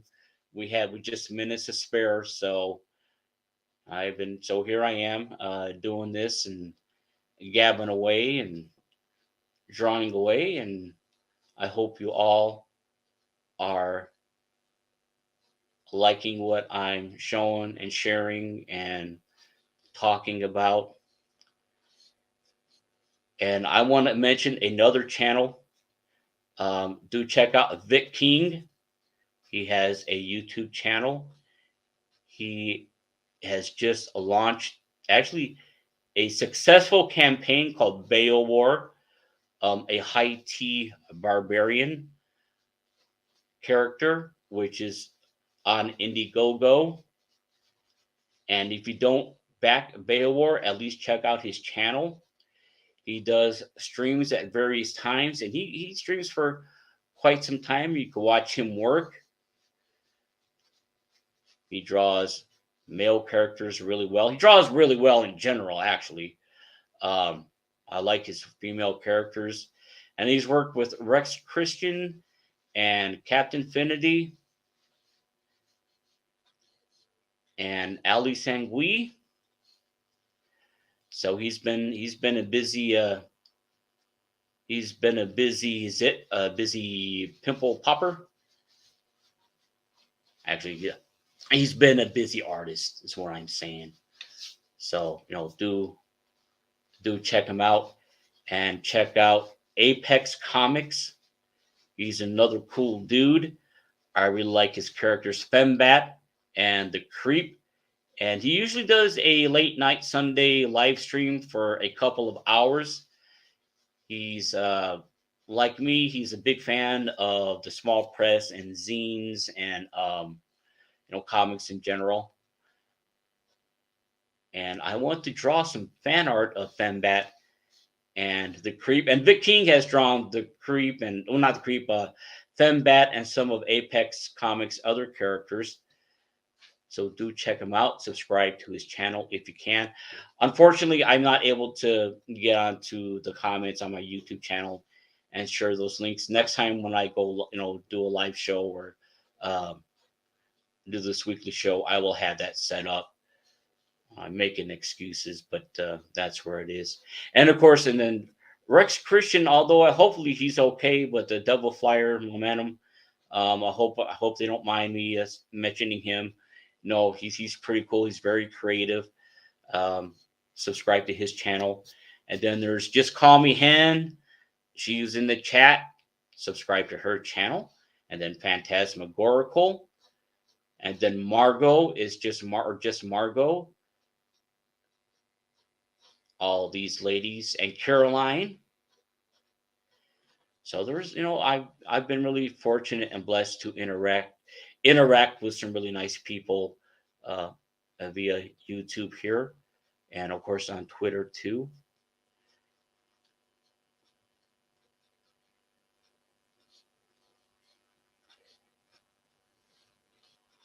And I will look at the chat here in just one moment.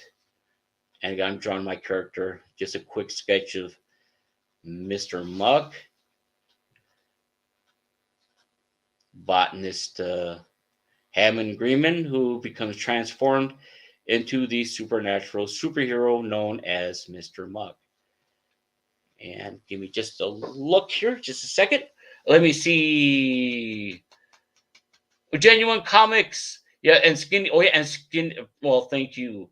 Yeah, check out Skinny's comics too. Oh, no, damn it. That comic, I saw it. Skinny, if you want to mention it, please do so. Oh, Otis Stein. I remember. Okay, Otis Stein. Yeah, I like Skinny style. Check him out. Check out Skinny. Check him out. And check out Vincent DeLeon's YouTube channel too. And Vincent, if I'm mispronouncing your name, my apologies on that. And Genuine Comics, subscribe to Genuine Comics. He's been at it for a while. He's got some really cool comic books. And God willing, if I have the funds, there are some comics I want to get. And in fact, he just launched another campaign not long ago, and I think it's nearly funded or almost funded or 100%. But Genuine, please, let me know. I would appreciate it. Oh yeah, Mr. Simpsy, Wojin Simpsy. Hopefully, I'm pronouncing that right. I usually use the 0.05 mechanical pencil. Sometimes I will use a larger one for a larger piece, like 0.07, but it's usually the HB lead. Usually mechanical pencil. For anything that's going to be like graphite in nature, I will use the vellum paper with a different lead, like the B or the 2B. I haven't done charcoal for a long time, but 95%, actually 98% of the time, I'll use the mechanical pencil.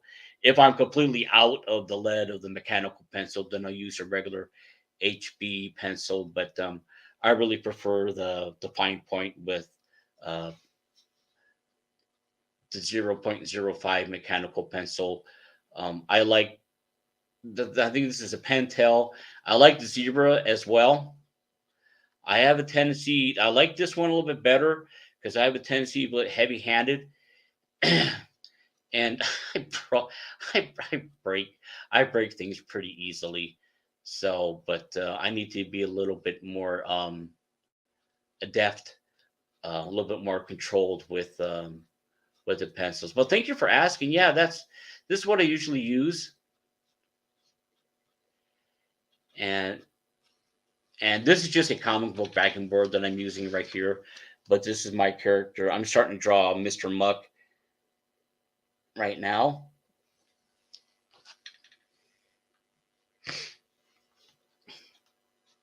And yes, Mr. Muck was inspired a bit by characters like Swamp Thing and Man Thing, The Heap. I know Aaron Lepresi created, he drew Sludge, and then his character Garbage Man. My character has nothing to do with them. I'm not ripping them off, but there are some similarities, as far as appearance and that sort of thing. But Mr. Muck is his own character, that's for sure.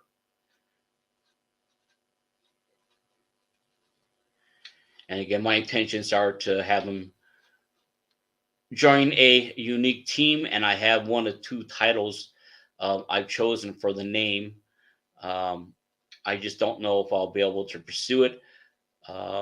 It may be next. I was hoping to do it by the end of this year, but it may be next year. Because again, I would like to have that artist help me out. I like to hire him. I don't want to dox his name just yet, although he's been seen on Facebook. But I didn't ask him if I could mention him by name. He meant, But next time I talk to him, I will mention him, and I will probably share the sketch he did of Mr. Muck, his take on Mr. Muck, which I think is really cool. I really like his style.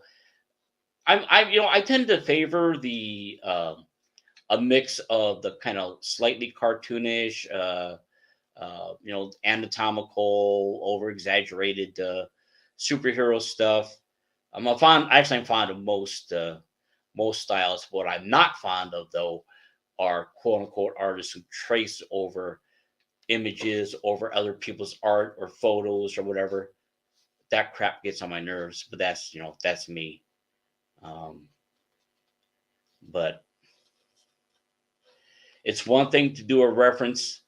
Like I had an art teacher who taught us to use grids and you know that sort of thing. Take a photo and draw your version of it. Use the grid system. He never encouraged anyone to trace anything, so that always stuck with me. And again, all I'm doing, it's kind of the way of the dinosaur. A lot of people use digital methods to draw the tablets. Not knocking it. I've seen some great digitally rendered artwork, but unfortunately, some of that stuff can tend to be garish if they don't know what they're doing. Some of it is still a mixed bag.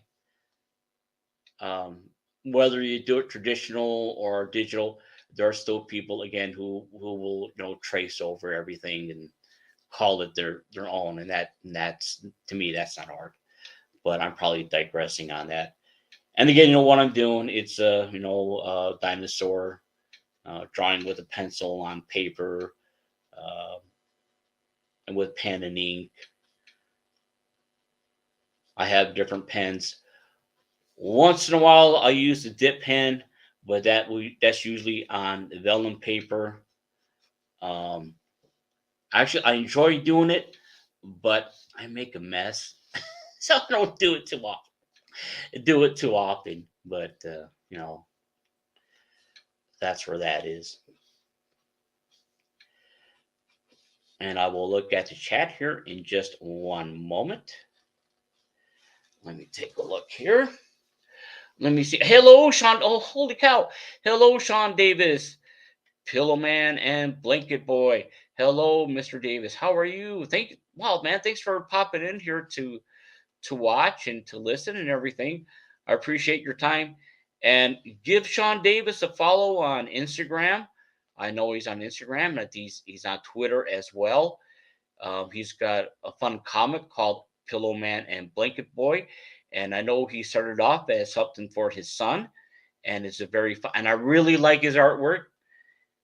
I really like his art. It's really cool. Let me see.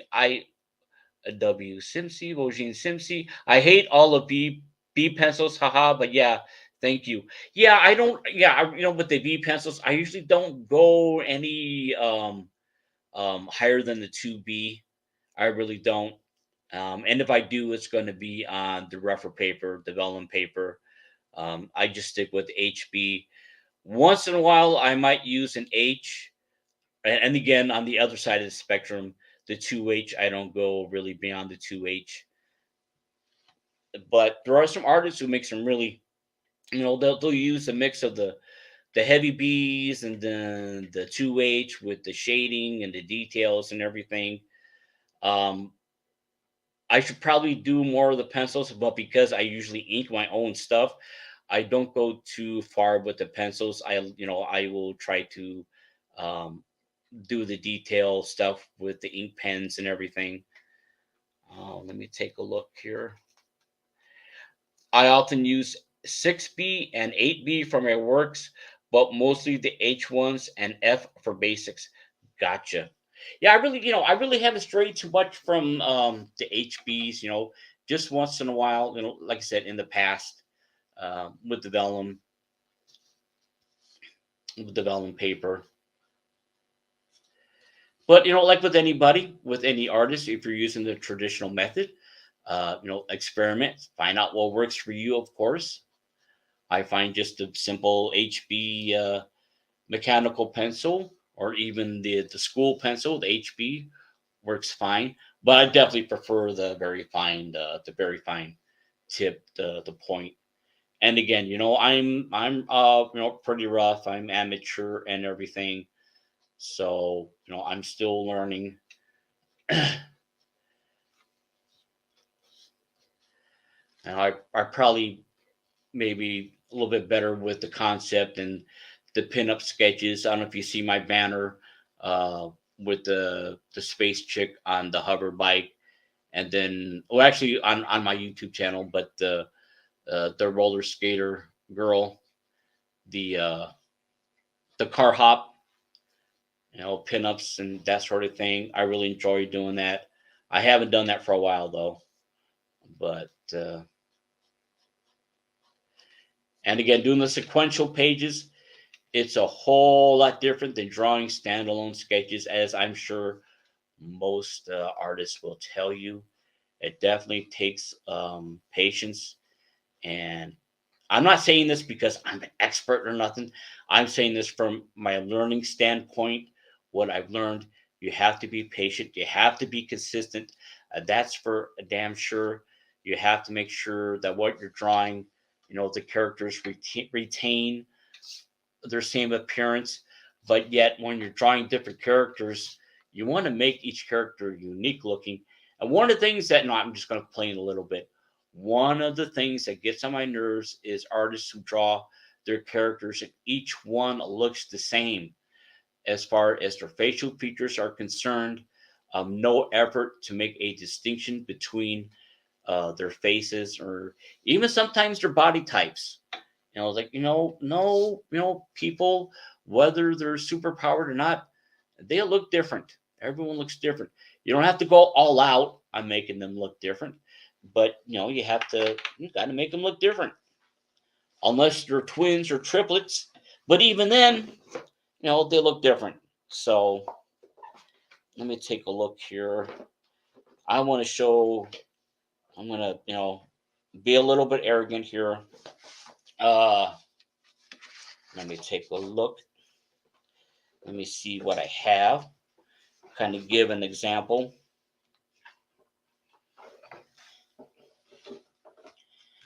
I mentioned my my paranormal rogue operatives comic team.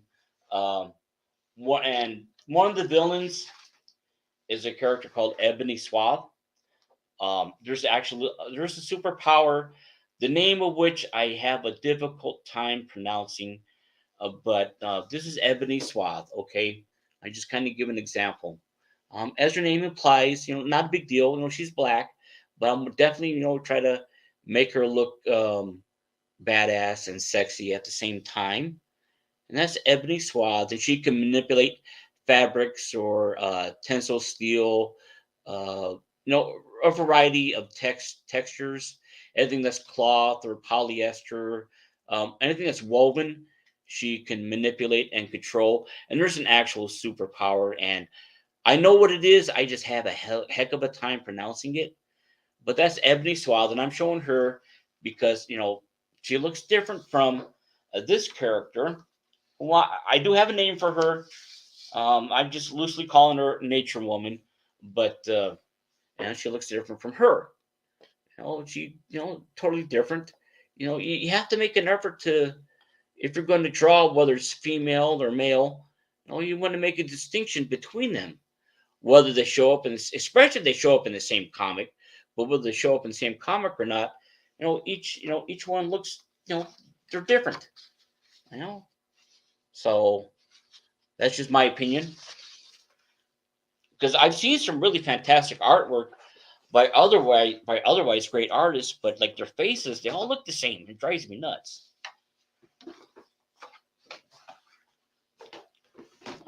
And again, forgive me for just a moment. I need to get something to drink here real quick.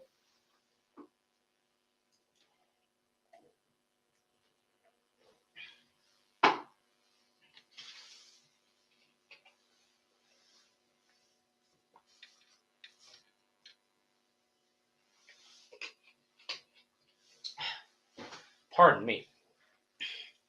So there we go. Let me see, Maranya. If I do graphite pencils, I use HB. If I plan to use gouache after the inks, and forgive me if I'm mispronouncing it. In my mind, I pronounce it correctly. When I say it, it's usually a different story. But after the inks, I'll use a pale blue watercolor pencil to do the pencils. And here's where I have a problem with the pale blue watercolor pencil or the blue pencils. I'm not colorblind, but I have a little bit of a hard time seeing the blue lines, which probably sounds odd, but otherwise I would use them. I just have a hard time with them. I don't know what it is. But if it works for you though, I mean, I know other artists do it. If it works for you, that's fantastic. I wish I could. Let me see. Miranda, you're saying I found that their Prismacolor non-photo blue is not non-photo, as in it will show up in scans unless it is completely erased. Yes, I found that out as well. It's like, you know, I don't know. I think someone explained it because the improvement in the scanners, uh, the resolution they're able to pick up, quite a bit, even on the lower DPI. They still manage to pick up the blue, like as you're saying, quote unquote non-photo repro blue lead, the pencils and everything. It still shows up. So it's like, what's the point? Might as well go with something someone always heard. But with the go with the if it works for you, go with it. But yeah, it's frustrating. But like I said, fortunately, I've never been able to mess with the blue lead. It kind of irritates me that I can't see it very well. But which is, maybe that's just a good thing anyway. But so, and again, with Mr. Muck, as I mentioned, he can manipulate and control the four elements. He can convert his body, or he can control the elements in general. He can make parts of his body, different. Kind of like think of Metamorpho, if anyone's familiar with the DC Comics character Metamorpho, where he can transmutate his body into different elements and chemicals and everything.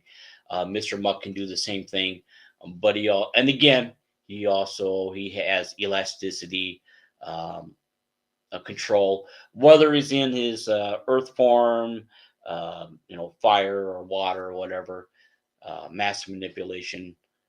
Kind of think mix of Metamorpho, Plastic Man, Elastic Man, Mr. Fantastic, that sort of thing. Let me take a look here. And again, he has super strength as well, and he has some a good deal of invulnerability, but he's still susceptible to a number of things. One of them being psychic / psionic attacks. With his against his mind, his brain. He's definitely susceptible to that. So he's not 100% all powerful, but he's still a pretty powerful character. And again, and in the story, I give a reason as to why he becomes who he becomes. It's not a random thing. There's a reason for it. And hopefully, if I can continue with it, I will. And I wasn't because I wasn't quite prepared. I didn't. I thought I would draw another page from the She Agents comic, but I think I need to be a little bit more attentive to the pencils on the pages and actually sketch those out. And then the next show, God willing, if I'm still around and we'll have a next show, I will ink those pages, at least one of them, just the first couple introductory pages. But I don't want to get too far into the story and reveal everything. I mean, not that anything's super cool or super secretive or anything like that. I do want to leave an open end because you can't have, I want to give people a little bit of a hint, not unlike a movie trailer, kind of show a little bit what it's about, give a little hint as to what's going on, but at the same time, I don't want to spoil it. So, and I hope that potential readers will join me for the ride when it becomes available. So, and again, I will hopefully have my She Agents comic Ashcan, and then the Paranormal Rogue Operatives, also known as the Pros, Pros, PRO apostrophe S. And again, both teams are comprised primarily of female characters. No agenda other than my excuse to draw good girl art, bad girl art, superhero action, villains, villainesses, robots, monsters, uh, you name it, even a gremlin. So, I'm gonna throw in the kitchen sink and mix it all up.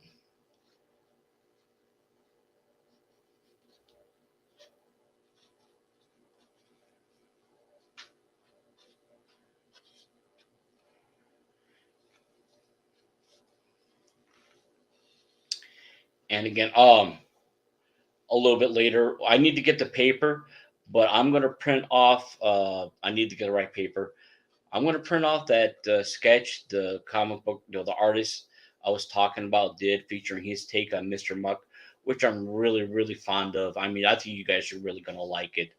And then I'm gonna ink it. He did the pencils for me, and I really like his take on Mr. Muck. It's really cool. I'm not saying it because it's my character. I'm saying it because I like his art.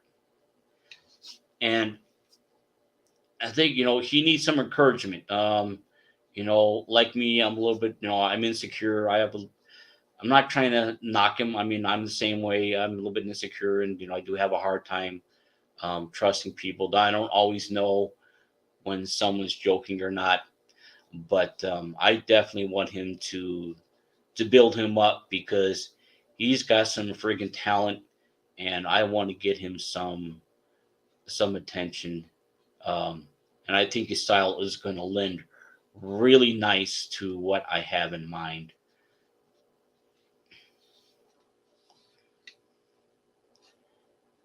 Although he's smart, and I'm not the I'm not the sharpest tool in the shed. So, but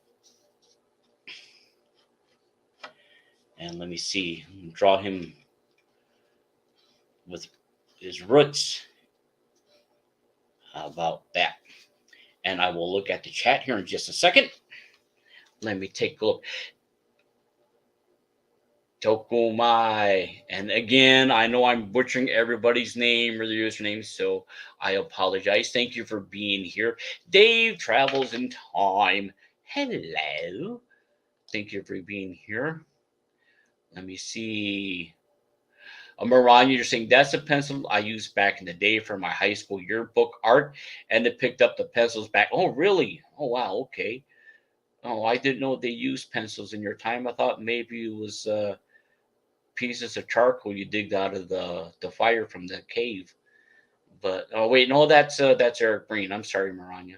I'm teasing you. Let me see. HB is the most hated pencil by me. I prefer F instead of this, or 3H as always for sketches. I'm a big fan of writing pens you can get anywhere. Aha, and oil paints, of course. Oh yeah, I like oil paints too. It's been so long since I've messed with any paints. Hail to you, Dave Travels in Time. Mojine, if I don't use HB, I tend to go higher on the B scale, like 4 or 6B, sometimes 8B if available. They tend to erase much cleaner than H leads. And hail to the room, hail to you, good sir, TLLC. Let me see. And again, hail to Hen. Oh, come on, you dang chat. I'm not chat, the scroll bar not wanting to cooperate. Let me see here. Tokume. Okay, I'm sorry. It's cool. Japanese has a weird phonetic structure. great show so far, really intriguing. Well, I appreciate that very much. I appreciate those kind words. And Tokume, there, Tokume. I will remember that. Okay, Tokume LLC. Thank you for being here. Oh, Maranya. Hi, I'm only a few months younger than the other Eric Breen. And Eric Breen's a regular on England Teens I Love Comics slash the I Love Comics YouTube channel, which I talked about earlier. And Maranya is a moderator on there, and she's a regular as well. As well as she helps out with the auctions on every Saturday. And Eric Breen is a walking encyclopedia of comic book knowledge. I think the man lives and breathes comic books. He's very cool. Let me take a look here. Mojin, you're saying Maranya depends on how you press the pencil to the paper. But yeah, that's right what you say. But for me, you can smear B pencils very easily, unfortunately, and that pees you off.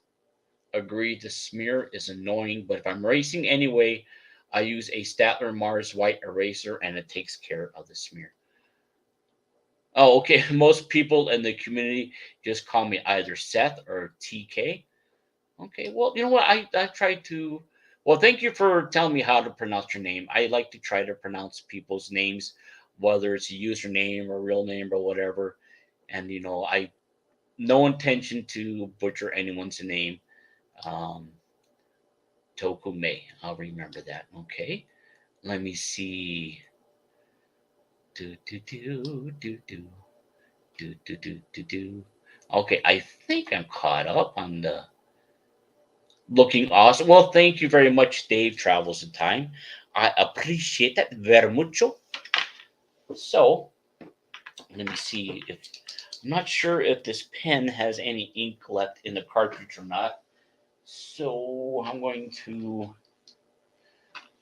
write this on another one and see if it does. And I think, yeah, it's out of ink. So, I'm going to switch over to something a little bit heavy, maybe. Maybe I'll use the brush pen. I don't know. Let me take a look.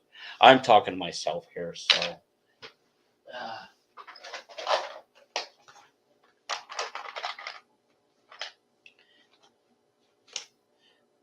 Let me see. Oh, okay. I'm looking forward to the sketch ink, and once you scan and print off a copy, color 2. Unfortunately, I'm a little bit low on my inks for my markers, although I have some colored pencils, though.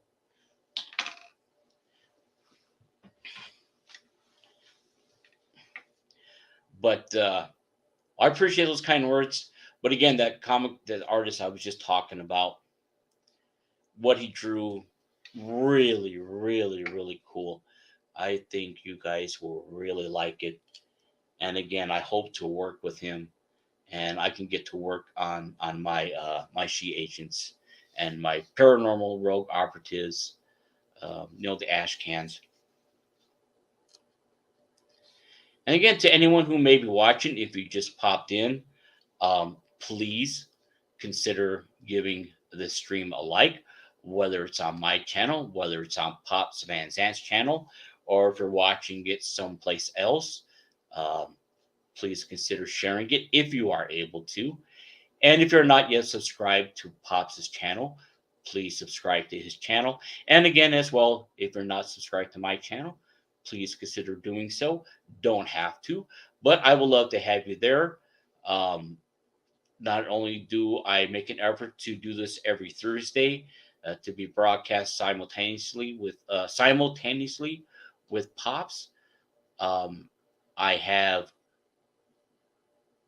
a playlist of daily videos called Public Domain Daily, where I post videos every day featuring my take on various comic book characters, mythological, folklore, legend characters, all the things that are considered public domain, sketches and drawings I've done in the past and recent. And it's a playlist called Public Domain Daily. And the videos are short. They usually last just under a minute, sometimes a little bit over, but not much longer. And if you check that out, I would really appreciate that. Just some fun stuff I've been doing. And, like my characters, if I'm not using, the concept, I usually try to find the names. Some, like Nature Girl, one of my characters from the She Ages team. That's actually a public domain comic character who made a very brief appearance in a comic, like maybe a couple of panels, if I remember correctly. But I like the name, for what I wanted to create. So that's what I did. Anyway, I'm kind of rambling a little bit, but there's a playlist called Public Domain Daily. I've over 16 videos now. Check them out. If you're able to. If you like what you see, give them a like. I would appreciate it. And I do 1 or 2 weekly live streams if I can. I've also done some other stuff besides the drawing live streams. And I have some videos too for things of local interest. You may want to check them out.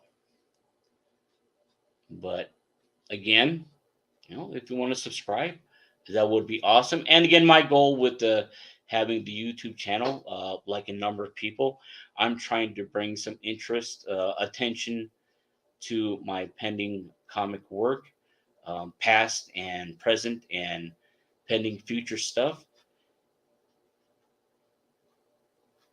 And I would love to have you join me go on the ride with me, so to speak.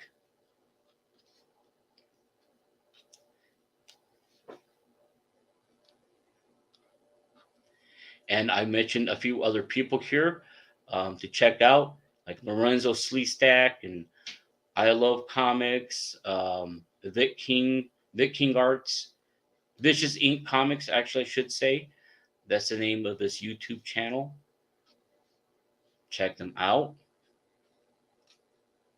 Doc Blalock. There's quite a few.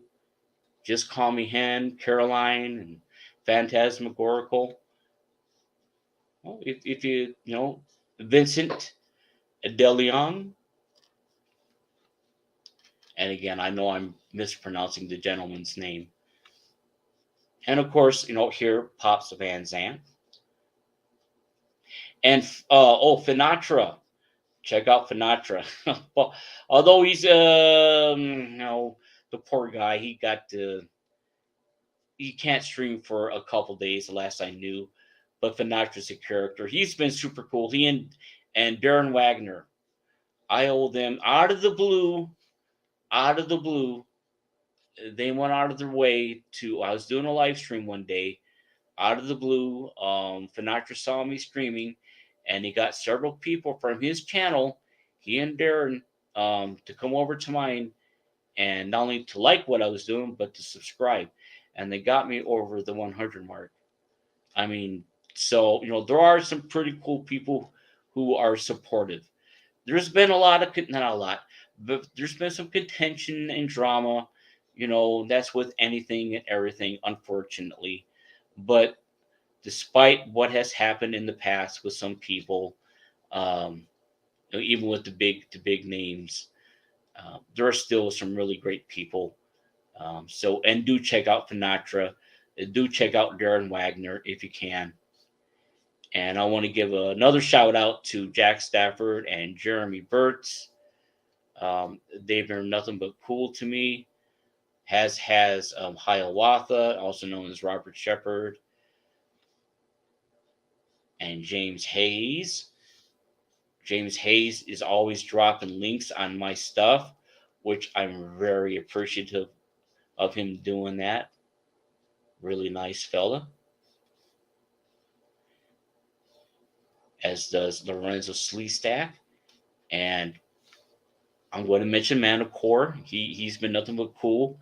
And just Carol. When she's behaving, Carol, she's been supportive as well. Let me take a look here. I know I'm forgetting somebody. I know I am. Damn it. Dave Travels in Time and Skinny Comics, pretty cool dude. Let me see. Sci-Fi Network. Oh, Horror Mike. How can I forget Horror Mike? Horror Mike and um oh he's pretty cool. I wish he would stream a little bit more though. I wish he would. I know he probably can't. Genuine Comics, again, Genuine Comics.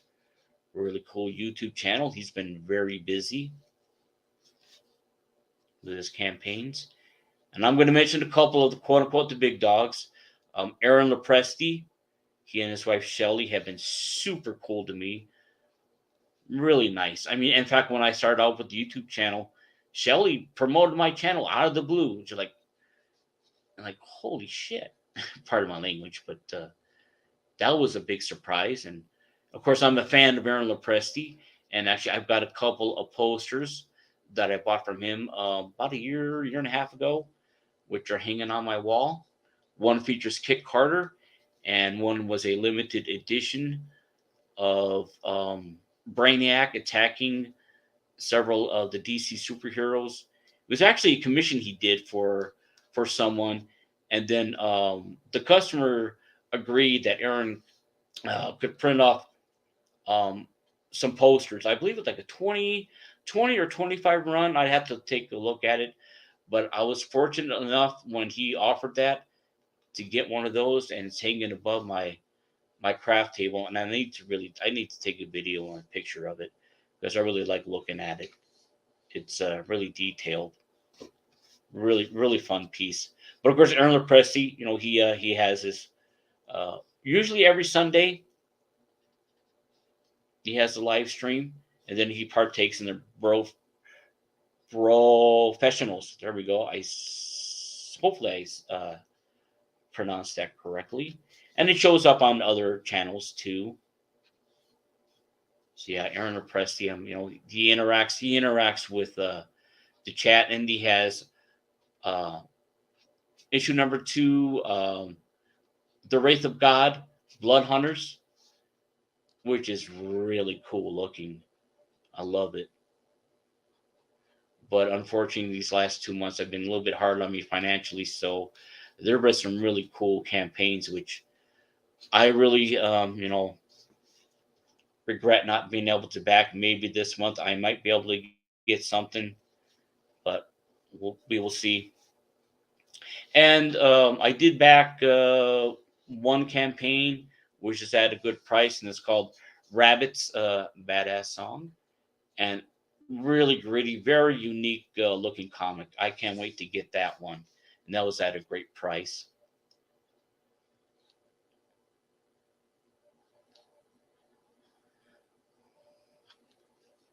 Actually, I caught it here on Pops's channel when he was on. It was like the last day, I think. It was just I got lucky on that one.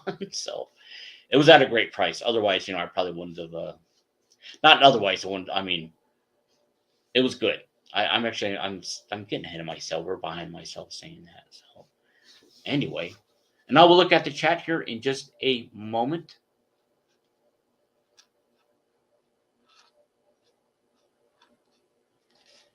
And again, this is my character, Mr. Muck. And give me just a minute here. Let me take a look. Yes. Yo, hello, lemon pie. Yeah, still going. Let me see. Oh, well, thank you. Okay, well, thank you very much. That's not too many people say. Okay, well, thank you for those. Let me see who's. You talking to Rebecca? Who's okay? Let me see. Oh, probably on the other side. Let me see. Mm-hmm. Let me see. Oh, I usually don't use an eraser. I try to draw little by little and build a picture in that way, as you already know. I got used to pens. I'm going to try to see if I can pronounce this right. Tukumai. Tukume, Toki, Tuki. Let me see. You're saying in Japanese means the unknown person. So as a joke, we decided to call our media production company the Unknown Media. Hey, that's pretty cool. Like I'm fond of wordplay. I like puns, and that's a pretty clever use. I like that. I'll say that. Oh, okay. Oh, y'all can call me Rebecca. It would be easier. And again, I apologize. I wasn't sure if you're a male or female, but Rebecca, okay. Rebecca, you can call me Aranya or Anya, whichever is easier for you. Or you can call me Earl. Let me see. You can call me Pops. You can call me anything you want. Just don't call me late for dinner. Let me see. Let me take a look. My main problem with erasers and inks is waiting for the inks to dry before I erase. Yes, yes, yes. I mess up quite a few sketches. Maranya, I'm with you on that one. And especially with certain inks, like I want to show you this pen here. I like this one. It's a carbon ink pen, and you get some really rich inks, and it's light fast. I mean, it doesn't fade. Usually, of course, you keep it out of sunlight. Um, pardon me. But the downfall, you have to let it dry. And of course, if you try to erase any pencil lines before it is dry, you're going to get smudge city. So and actually with a lot of the pens are that way. Whether it's the water based inks, even I mean you've got to let it dry. I'm impatient. I'm with you. I've learned that the hard way too. Let me see. Too shy to say it, but you can hum more often. We have a very well. Thank you. I appreciate those. That you made my day. I had a little bit of an irritating day earlier, so that's a very kind thing for you to say. Thank you. Thank you. Let me see. Do. Let me see. Yep, still going, Lemon.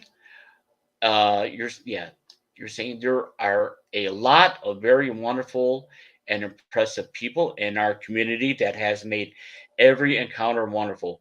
This community of creators is truly a family of genuine people. There's a frequent visitor uh, YouTube presence, a fellow by the name of R. Shepherd, who also goes by Hiawatha. He kind of changes his name once in a while. But the other day, he came in on a stream, and he referred to me as being family, and like that was a very kind thing to say. I mean, that really, um, you know, to have him say that. Let me see. Let me take a look here. All my friends who draw use art markers. They're fun, but not my thing, to be honest. I prefer traditional colored pencils. Yeah, and with the colored pencils, I mean, a lot of it has to do with the paper. There's definitely paper which is absolutely suited for colored pencils. Like the lighter side of some vellum. Most vellum paper is really conducive to colored pencils, not so much to like say the alcohol ink markers or maybe watercolor markers would be okay, but definitely not for the alcohol ink markers. So yeah, you got to test out what you want to use with the papers and pens and pencils and markers, colored inks, what have you. Let me see. Yeah, Maran, you're saying you personally haven't tried the F or high H pencils. Maybe one day I can get a set and try them out.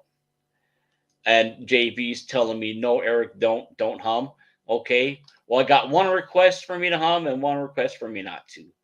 Let me see. Agreed. I'm sad that they discontinued both Derwent art bars and their Prismacolor art sticks, which I use a lot in my colored pencil sketches. Tuki tuki. I like it. I don't take myself seriously and love jokes even at my own expense. Well, that's cool. Yeah. I mean, I try to joke around. I'm not always, again, I'm a bit of a knucklehead. it's often difficult to discern, via social media, YouTube or Twitter, whether someone's joking, whether they're not. I try to joke around best I can. I do have my days when I don't understand. I misinterpret things, but that's the way it goes. But no, that's cool. That's cool that you had that attitude. I try to joke around. I joke around with other people, and I don't mind when they joke around with me. Um, I try to. I'm not always successful in that, but let me take a look. Let me see. Oh yeah, okay. I remember you telling me about this. If you get those Daily Rowney refillable pens, I highly recommend Dick Blick Black Cat Ink. No, I'm not paid to promote their stuff. It's just that good. Okay, well, that's cool. I will. Yeah, I will. Now that you mentioned it again, I'm going to keep that in mind.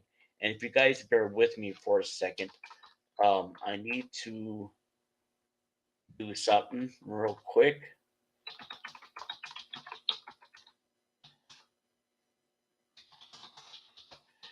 I need to type something here,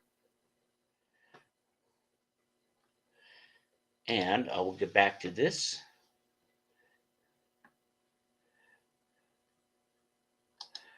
Doobie doo doo doo doo doo.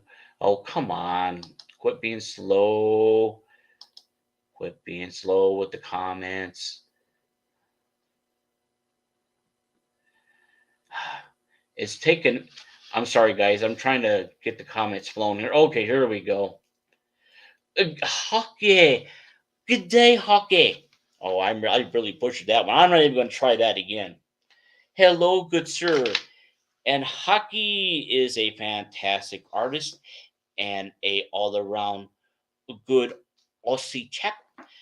He is a co-host on Ali Sangui, her YouTube channel, and he's quite a talented character and individual. I'm very fond of hockey in a gay, not gay way. I like his style. I like his sense of humor. And please check out Hockey on Twitter and on YouTube. And Hockey's been supportive of me as well. He's retweeted out my YouTube channel, among other things. And do subscribe to his YouTube channel. If you are able, check him out. And also Ali Sangui. I forgot to mention her. Although she never shows up on anything I do.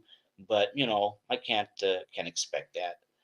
I'm not as popular as Vic King or Hockey or Dark Comic Gifts or Dark Gift Comics. There we go.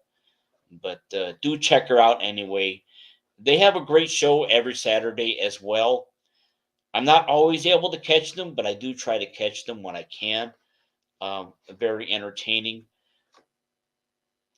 A lot of fun. And I like both Hockey's and Ali's sense of humor. And Ali has a book out called Wild Man, and she also has a pending comic called Egg Beater, and which has my interest because I'm not going to go into too much detail about it, but it's a baker who's from what I know, it's a baker whose family gets murdered, and he goes off the deep end, and he starts. I believe he goes after the mob. I could be wrong, but he goes after some bad eggs, quote unquote, and he uses some giant rolling pins and other bakery utensils to do a number on these bad guys. And he gets attacked and he gets disfigured, and then he goes off the deep end, and then he goes after the bad guys who murdered his family and everything. It sounds kind of dark and everything, but it's got a cool look to it. And Ali's also working with Vic King on a character, so go check that out. And again, check out Hockey. And let me take a look here. Let me see. Trusty sidekick. Well, Ali doesn't. What? Ali doesn't. Great to see you, Aragon Boyd. Yeah, Allie is usually on at night. Well, what the heck? How Allie doesn't show up on yours? I shouldn't be expect too much from her, but But let me see. Hello, Trusty. Hail, Sir Knight. Thank you very much. Okay. Okay. All right. Let me see.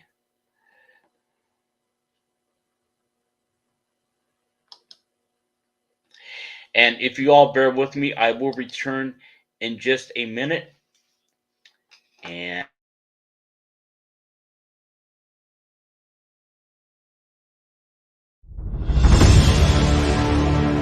America's southern border has become a war zone. Human traffickers, drug smugglers, and terrorists flow across the Rio Grande with impunity, secure in the knowledge that no one will stop them. A distant federal government lectures Americans on their privilege while punishing overworked Border Patrol agents who were helpless to stem the tidal wave of invaders and determined migrants. Second-generation Cuban-American Marcos Zamora is a military vet, more patriotic than most Americans. No longer able to ignore the chaos at his doorstep, he acts. Joined by his best friend Gus, they hit the border every night, saving lives while stopping violent drug cartels and other opportunists. The government reacts with fury at Marcos' attempts to preserve American sovereignty, deploying the full might of their enforcement agencies. But Marcos understands that the only thing the rich and powerful fear is bad publicity, and he records every encounter. Whoever he is, this private American must be stopped. Illustrated by Richard Bonk and written by Eisner winner Mike Barron, Private American is his version of Captain America, and maybe a little Punisher, taking part in this ongoing, violent, and very real battle of good versus evil in the war for American sovereignty. Grab your copy at theprivateamerican.com. We have a secure border, and that is a priority for our administration.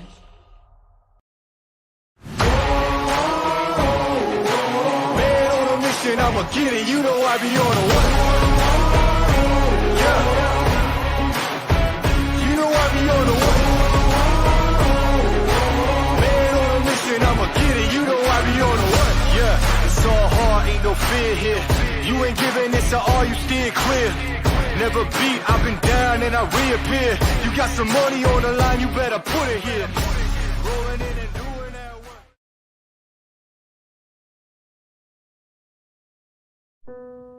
Bringing you sex, sass, and style. Buckle up and unlock your imagination for a fun adventure. Yeah, thanks for waiting for me. They say yeah, and like I said, this spoils. The most dangerous acquisition, and the most fruitful, are the legendary Splinters of Yggdrasil.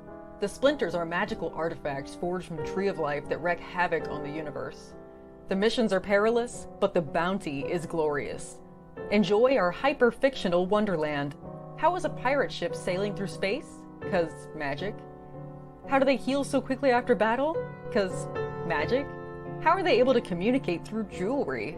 'Cause magic. It's all about the characters. Abo, rough, robotic, ready.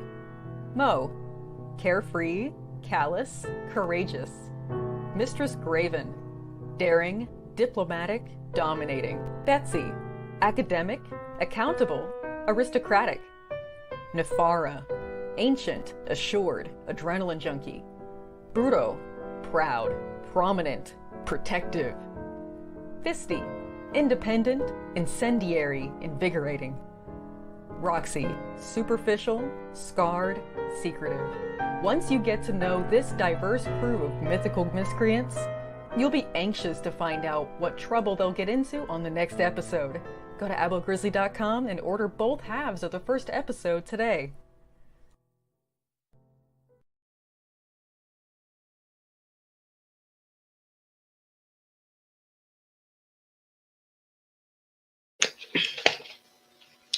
And again, thank you for being here with me. Just real quickly, I'm going to show off one more thing, then I'm going to have to end this. And I really do appreciate everyone who popped in to watch and to listen. And just one more promo. Please consider subscribing to my YouTube channel, Eric and Boyd Art. If you have not already done so, I would appreciate it. And of course, subscribe to Pops Van Zant's YouTube channel. And I mentioned several people during the live stream too. Do check them all out. And before I go, I just want to show this. When I know it is available on Indie Planet, I will, post a link on Twitter and Facebook. But this is one of my comp copies of Golden Era Comics Presents, and it's Golden Era number 5. And my character, Mr. Muck, is in one of the stories. It's an 8-page origin introduction story. And when it is available, I would appreciate you consider checking it out if you are able to. And please consider supporting indie comics, small press comics, however you want to call it. There are some great content creators out there working hard to offer entertainment to people.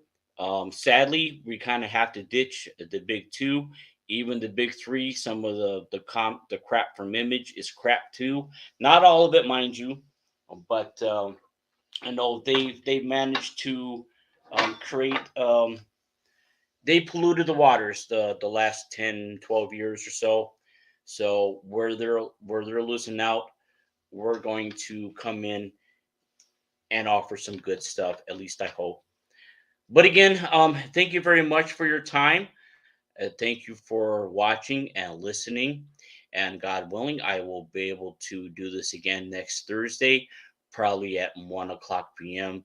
Central Standard Time, 2:00 p.m. Eastern, USA.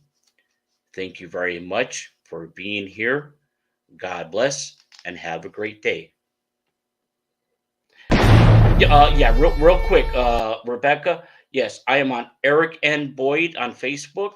If you look up my name and then the town Hooper, Hooper, Hooper, Nebraska, that's where I currently reside.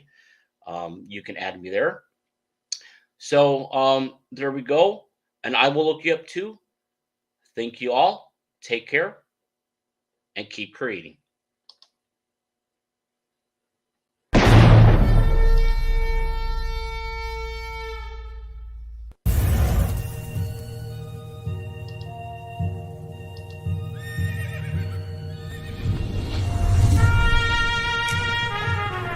We've all heard the stories.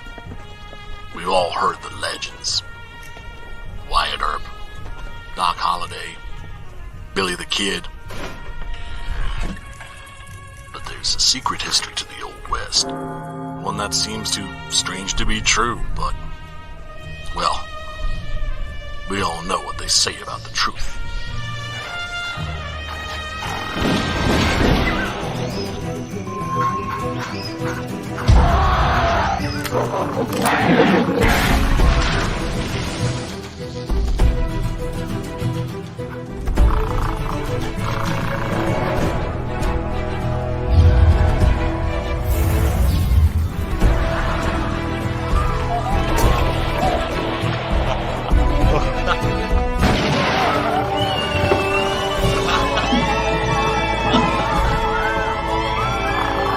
Very big ape, very big guns, throwing very big holes, very bad people. I think the world is finally ready to hear the story of the strangest, the most startling Western hero of them all.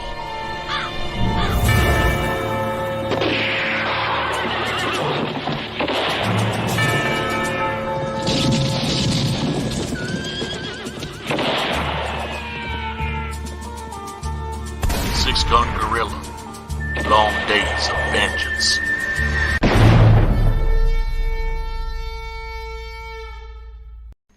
How do you end this thing? How do you put the where's the brakes on this bus? I forgot. Jazz hands. Jazz hands. Have a good night. Comic Books for Kids provides comic books to kids in hospitals and cancer centers across the U.S. It's a place where we can all work together to make sure every child has a comic book. 100% of all proceeds go towards the kids. It's about making a difference, and while they're in the hospital, allowing them to fly like a superhero, battle dragons, or rescue teddy bears. We are in every state in the country and now support over 160 hospitals. Every month, we add more.